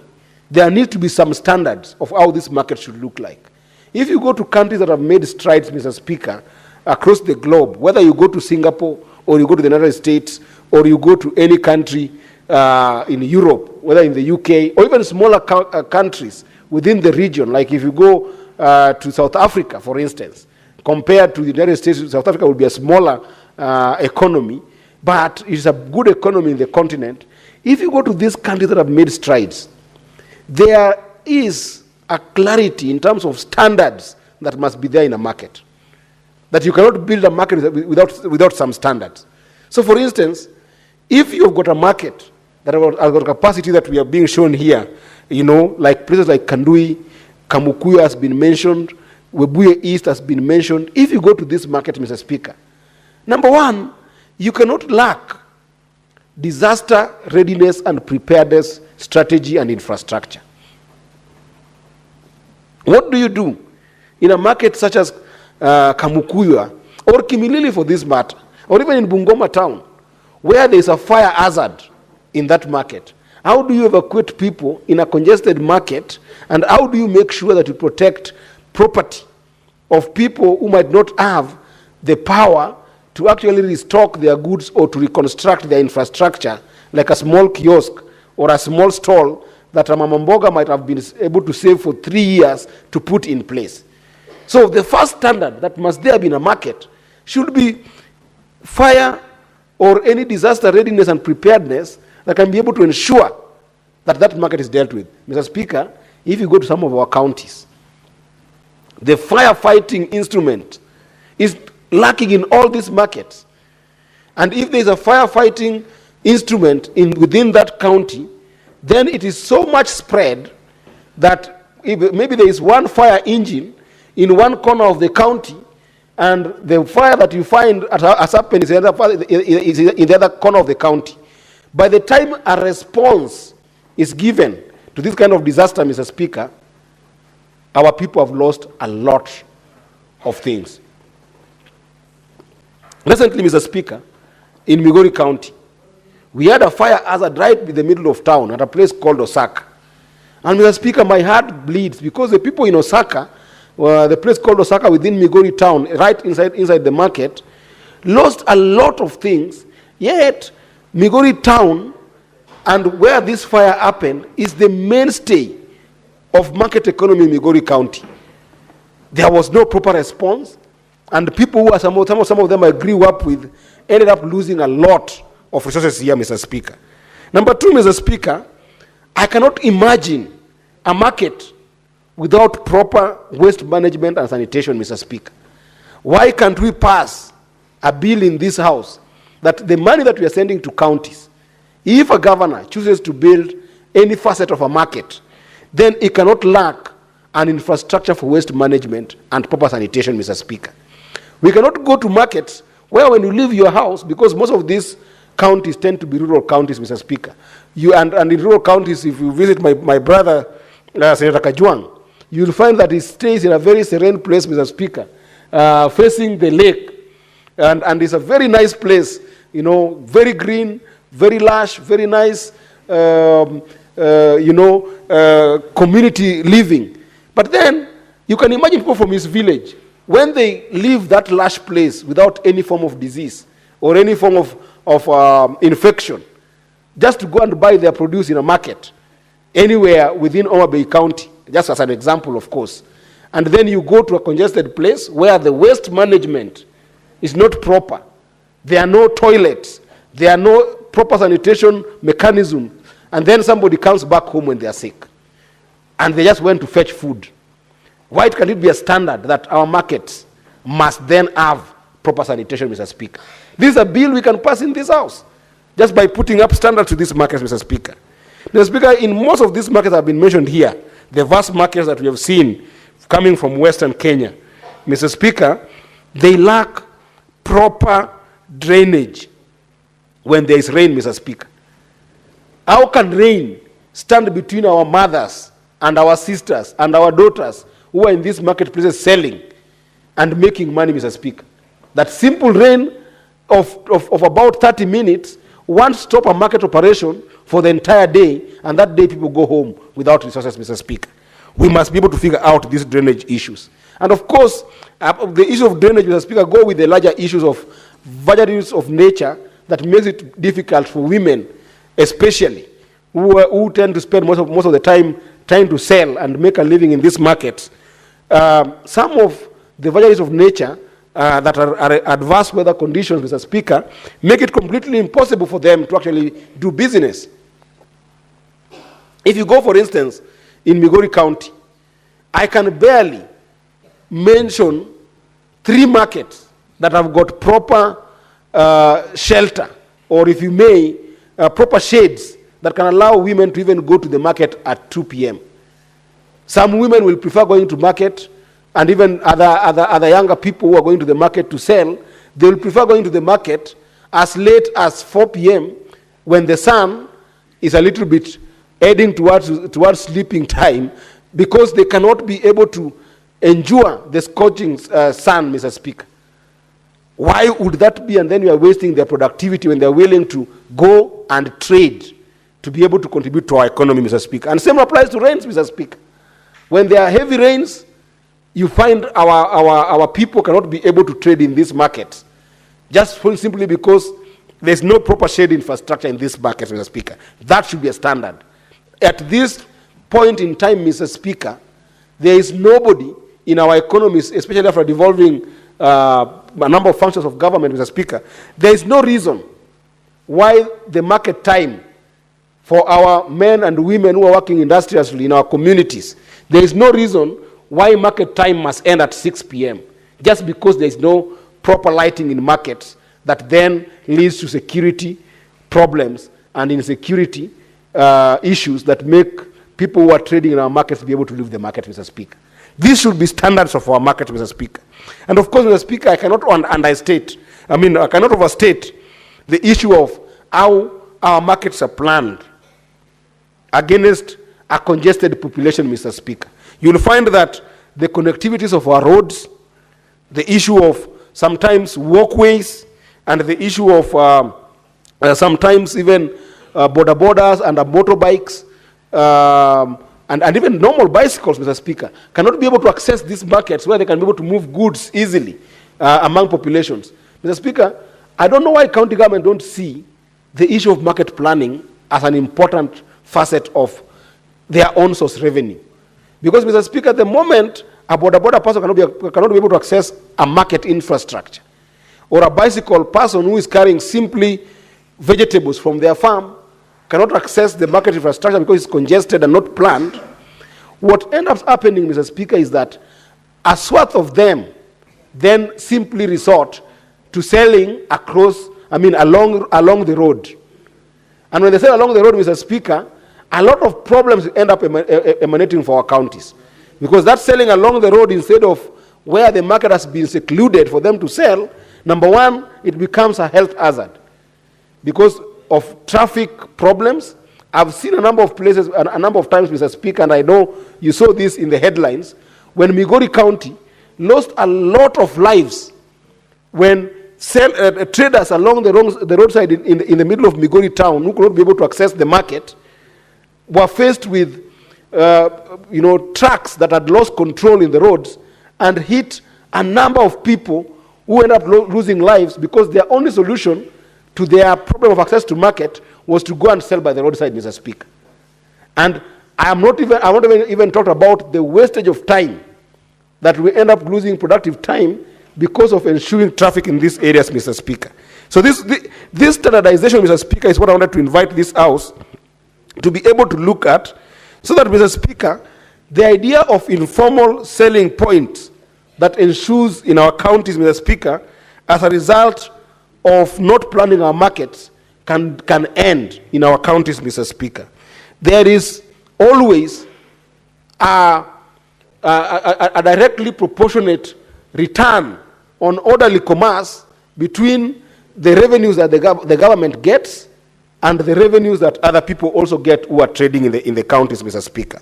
And also, if you think about it, it helps with stabilizing prices. Because when people are selling on the roadside, Mr. Speaker, they tend to sell on lower prices that are not run by the market economy. Then that distortion makes it impossible for even the county government to collect maximum revenues that they can be able to collect, Mr. Speaker. So, Mr. Speaker, I want to emphasize the issue of making sure that we can come up with a bill on standardization of markets, Mr. Speaker. And, Mr. Speaker, as I finish my contribution today on this particular report,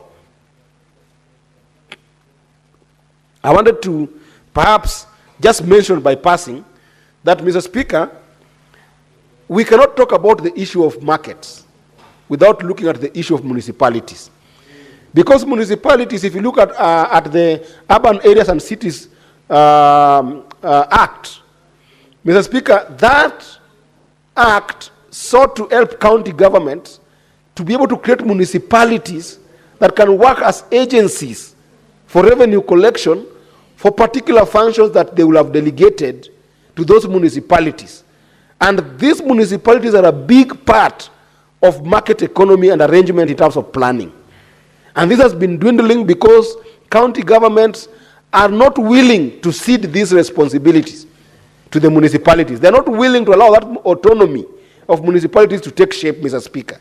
In this report, you will find that if you look at the allocation of money that were given to municipalities across Western Kenya, Mr. Speaker, they end up to be money that are limited mostly to recurrent budgets, Mr. Speaker. They don't allow these municipalities to take root and be able to affect the entire market economy, Mr. Speaker. Up until when these counties will understand, the executive of these counties will understand the agency relationship that they can have with the municipalities, Mr. Speaker, it will be very difficult to maximize the element of on-source revenue, Mr. Speaker. Because if municipalities are given that power to plan markets, to arrange markets, to be able to even think about revenue collection processes that are automized, Mr. Speaker, and I hope that in that bill, if it comes through, my brother, perhaps Senator Wafula, that bill should also look at automation in terms of revenue collection. You know, because you find that things like cess and those ropes that governors put across markets and taking money from border borders, Mr. Speaker, they are taken without any order. There is no automation of them. They are taken, Mr. Speaker, you cannot have a collection mechanism where money comes from the person you want to take it from, whether it's a border or whether it's a taxi rider, and then it is put in the pocket. Then you're hoping that from the pocket, it will go to the county revenue fund. It's not possible. The leakage is humongous, Mr. Speaker. And this is something that must stop when there is an intersection between the law that this House can pass and the autonomy of municipalities to be able to check and enable this market planning to take root and enable revenue to be perfect, Mr. Speaker. With that, I appreciate and equally support this report. I thank you, Mr. Speaker. Now, honorable members, before I allow the next contributor to this motion, I have a communication to make on visiting teachers and students from Kimogoro Adventist Schools in Bomet County. Honorable Senators, I would like to acknowledge the presence in the public gallery this afternoon of visiting teachers and students from Kimogoro Adventist Schools in Bomet County. The delegation comprises 10 teachers and 90 students who are in the Senate for a one-day academic exposition. In our usual tradition of receiving and welcoming visitors to Parliament, I extend my warm welcome to them, and on behalf of the Senate and on my own behalf, wish them a fruitful visit. I thank you.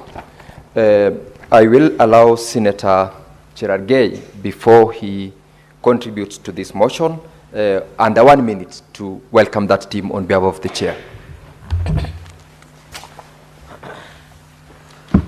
Thank you, Mr. Speaker. I want to join you to extend a warm welcome to Kimogoro Adventist School in Bomet County. Mr. Speaker, they are privileged that they are attending a session where you are presiding over as our speaker. And I think this is a rare opportunity for the Adventist School of Kimogoro Adventist School in Bomet. You should be very proud of your senator, because apart from being your senator, is one of the key pillars that ensure this house runs well. And for the benefit, as you go back to school and write an essay, and make sure you give it to your senator is also the chair of Justice, Legal Affairs and Human Rights. He sits in Speaker's panel, and he's also a member of Senate Business Committee. So as as you go back, greet your parents and let them continue supporting the work that the senator is doing. I don't know whether he will be going for two-term or he will be going for governor. Mr. Speaker, for those many remarks, and I'm happy it's an Adventist school. I think Senator Moses Kajwang, Speaker, is an Adventist, practicing Adventist. Mr. Speaker, I don't know whether, because he's also an Adventist, maybe he can give only 1 minute with your indulgence, kindly, or he will say it later. Mr. Speaker, I was just requesting understanding order number 1. I've not abrogated myself powers. You are aware of the powers of the chair. Understanding order number 1, with your indulgence, Mr. Speaker, would you allow... Order, Senator Eddy. Would you allow... Senator yes. I will not allow. Your request is declined. Okay. Proceed to... But the students from your county feel most welcome to be in the Senate. So, Speaker, as I contribute on the issue of this motion, I want to lift from where Senator Eddy Okech left, Mr. Speaker, and I want to request Senator Eddy to be very humble, because when seniors speak, you must listen, because they know school of experience. I'm now speaking from experience. Mr. Speaker, of course, Mr. Speaker, I'm happy to this report. The issue of markets, and Mr. Speaker, as I exit, I want to inform your visitors, with the indulgence, Mr. Speaker, that the issue of affordable, quality, and free education will continue being in this country. They need just to work hard. Mr. Speaker, and I've noted with the latest news that the Ministry of Higher Education has lowered university fees from September 1st. So I want to thank His Excellency the President for listening to the cry of many students and parents by lowering school fees, or fees that will be paid for courses into university. And I think this is significant. From September 1, the first years who will join university, Mr. Speaker, the education, and I want to thank, because this is the MOU between ODM and UDA that we are now seeing, and we raised it on the floor of the House. I'm happy the Deputy Party Leader of ODM, Senator Godfrey Otsotsi, I know, and also Senator Eddy, I know this is the MOU we have been talking between UDA and ODM to give a prosperous country. So today, the Ministry of Higher Education has said fees for courses will come down from September 1st as they join first years, Mr. Speaker. So, Speaker, secondly, I want to leave where my brother Eddy left on. So, Speaker, the issue of markets, I feel bad. They say there can be no taxation without representation, Mr. Speaker.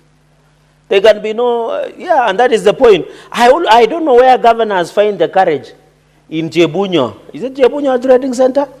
Or Chebalungu somewhere, Speaker? Somewhere Chebunyo Trading Center. I don't know where the governor and county government gets the courage to go and tax Mama Mboga in Bomet town who are selling by the roadside. Yet they don't provide toilets. They don't provide any amenities like breastfeeding areas. They don't provide cleanliness and sanitary, Mr. Speaker. There is no electricity. There is no sanitary facilities, Mr. Speaker. Where do they get the courage? Even in Kapsabet, where I come from, Mr. Speaker, in Kapsabet town, there is no sanitary, there is no toilets. The new market, Mr. Speaker, that in Kapsabet town, where the new traders moved in Kapsabet, Mr. Speaker, that Kapsabet market is they don't have a toilet they share, Mr. Speaker. When there is sun, The way that market was designed like a kiosk. When it rains, our mothers have to move their wear in that market. Because I visited that market, Mr. Speaker, early this year in Kapsabet town. When there is sunlight, and you know too much sunlight can destroy tomatoes, can destroy groceries, Mr. Speaker. There is no proper toilet. There is no proper structure for PWDs. Mr. Speaker, in Kapsabet, the new market that was done by Governor, Mr. Speaker, there is no proper access of loading area when they bring groceries, Mr. Speaker. There is no proper place for PWDs, Mr. Speaker, to access the market. Mr. Speaker, another factor, I remember during Karega Mutai era, although some of us were still in school, maybe Senator Karen Nyamu is aware of this, most of the economic stimulus markets are still unutilized and occupied up to today, Mr. Speaker. Most of it, I don't know the story about Bomet ESP markets. Because whenever the government designs markets, they don't go and ask the traders where that market should be constructed. Mr. Speaker, even when they try to relocate Kapsabet town central market to behind, how will you access the customers?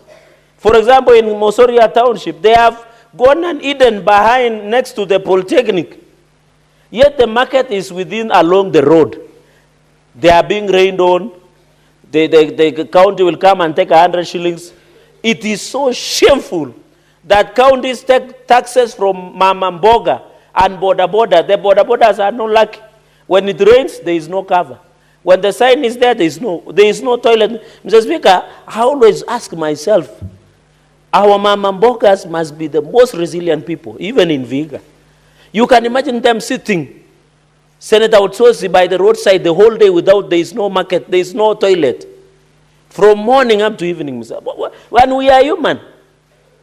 If you look at our chamber, we have been provided with necessary comfort, including sanitary facilities. But you can imagine a woman in Migori town, sitting the whole day, and sometimes some of them have health problems without using the washrooms. Even in Busia, where the presidential candidate, you know, he has just declared, but he's yet to give us the vehicle he's using. He will give us the vehicle he's using.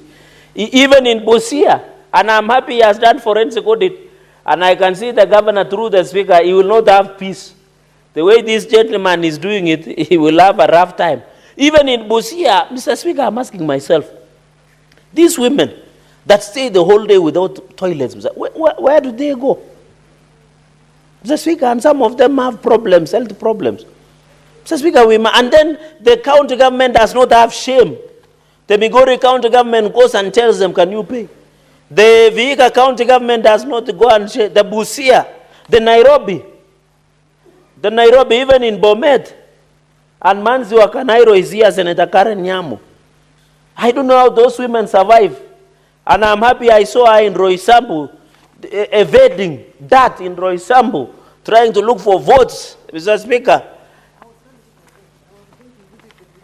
Okay, I think Senator Otsosi wants to see you after this. Address the subject matter that is before. No, I was tying it up because where she was in Roysambu, Mr. Speaker, the interpass of Kasarani, there are small markets, so I saw her with those markets around because there are markets there. Isn't it so, Senator Karen Nyamu? Yeah, there are markets, Mr. Speaker.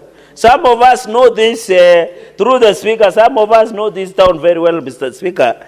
And yeah, Mr. Speaker, why is Senator shouting? Senator Eddie is trying to catch your eye that Senator Sotsi needs to contribute and time is running.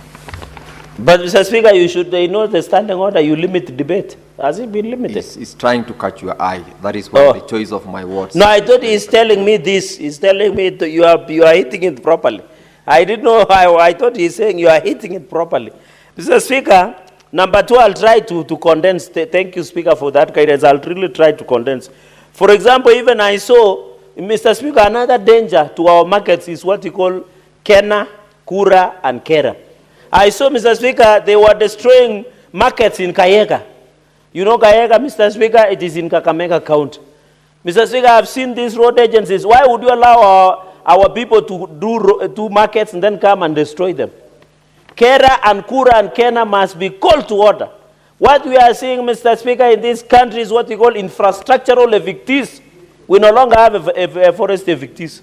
Where they go in here in Kawangware, Mr. Speaker, they go and destroy property that belongs to Babamboga and Boda Boda, Mr. Speaker, even here in Nairobi. So Kera, and Kura must be called to order, because what I saw in Kayega, in Kakamega, was very unfortunate, Mr. Speaker. They must be called to order. Even when they destroyed, although this was the county government of Nandi led by government, they destroyed Namgoi. Namgoi, Mr. Speaker, we used to have traders within Namgoi, the junction that you go to Nandi Hills and the junction you go to town. Those infrastructure, Mr. Speaker, were being destroyed by the county government, Mr. Speaker. Even when you look at I want to thank the President in conclusion, Mr. Speaker, because Nandi now we have gotten, by the way, I have seen an argument given by Senator Ledama that markets is a devolved function. I agree. But which market has your governor done for the last 10 years? Which market has your governor Otijilo done? Nothing. Even the governor of Nairobi, who you say it a work, but it looks like I work. It is, I want to thank the President because now, Mr. Speaker, in Mosoriat we have a new market. In Kobujai we have a new market. In Kaptumo it's oncoming, Mr. Speaker. In Chepsonoi, where we share with Senator Otsosi Vihiga, I hope Otsosi you have seen around Chepsonoi, there is a new market. In Maraba, we are having a new market, Mr. Speaker. In Kaiboi, we are having a new market, Mr. Speaker. In Lesos, we are having a new market, Mr. Speaker. We need Maki. And Kingwal, Mr. Speaker, I don't know whether you have used that road where women sell maize around Kingwal, Mr. Speaker. Then we have a Chepterit where we are selling our livestock, Mr. Speaker, at least, but that property belongs to a private individual, Mr. Speaker. So what we are saying on all these markets, Mr. Speaker, we must agree that governors must be called to order. As I conclude, Mr. Speaker, that it must be accessible to PWDs, it must be clean, there must be water, there must be toilets, there must be electricity, Mr. Speaker, and there must be accommodation for women who are breastfeeding, Mr. Speaker. We know women who are mamambogas, that they are nursing their children. They must be given a place to breastfeed. I'm happy, Mr. Speaker, the design that President William Ruto has approved through the Ministry of Housing. We have areas of meetings for women and groups, women groups and social groups. We have lactating area. We have a sanitation area of toilets, public toilets, and what have you, Mr. Speaker. We have all those, Mr. Speaker. Mr. Speaker, to allow my colleagues, Senator Otsosi, who I have a tremendous respect, and the incoming governor of Vihiga, Mr. Speaker, allow me to pen off by saying we are proud of what the committee has done, your office for the support, and our secretariat for the splendid job that they are doing, Mr. Speaker, so that now later, as Senator Otsosi finishes, I really want to listen to what Senator Karen Nyamu will say, because we have a lot of problems of markets where it doesn't work in this Nairobi. I thank you, Mr. Speaker, and I support this motion. Senator Osotsi. Thank you, Mr. Speaker. Mr. Speaker, I want to start by saying that I want to thank the Committee for Devolution for taking time, not just to respond to my statement and Senator Wakodi's statement, but visiting these two counties. They visited my county on the 22nd of June, 2024, which is about a year ago. And now we are discussing the report today.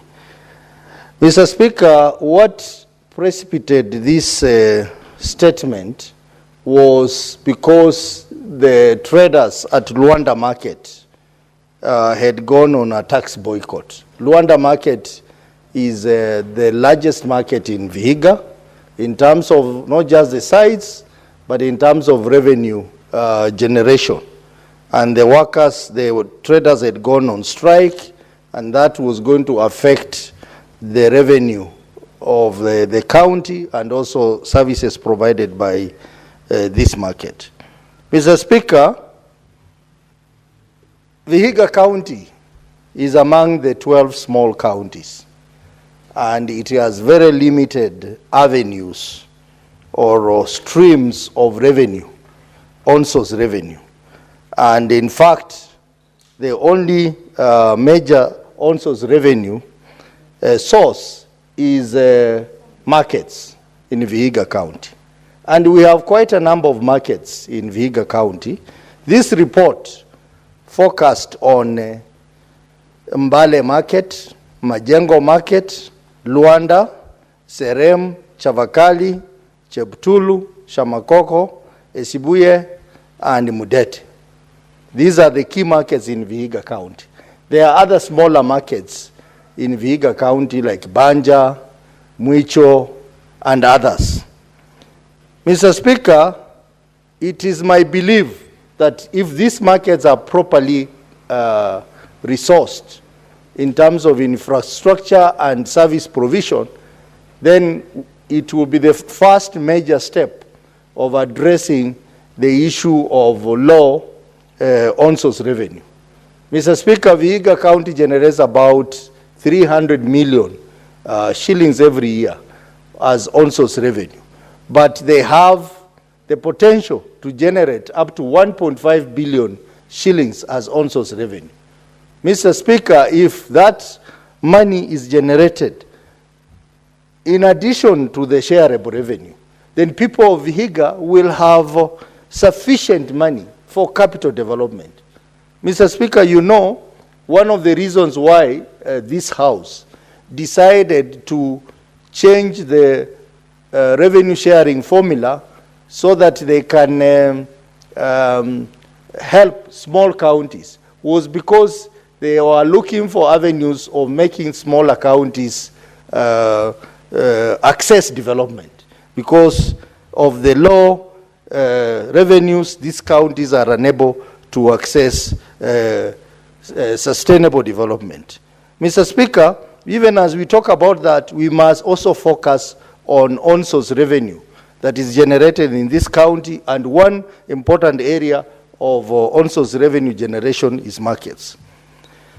Mr. Speaker, I am disturbed by the contents of this report, and I wish to alert the committee to give special attention to the submission by the county government of Vihiga, particularly on the issue of on-source revenue. The figures are not adding up, Mr. Speaker. Mr. Speaker, there is a table there that shows the amount of on-source revenue from markets, all the markets in Vihiga County, from 2018-2019 financial year to 2023-2024 financial year. Those are 6 years. Mr. Speaker, you look at that table, it tells you that the county generated between 13 million to 14 million per financial year, overall from all the markets.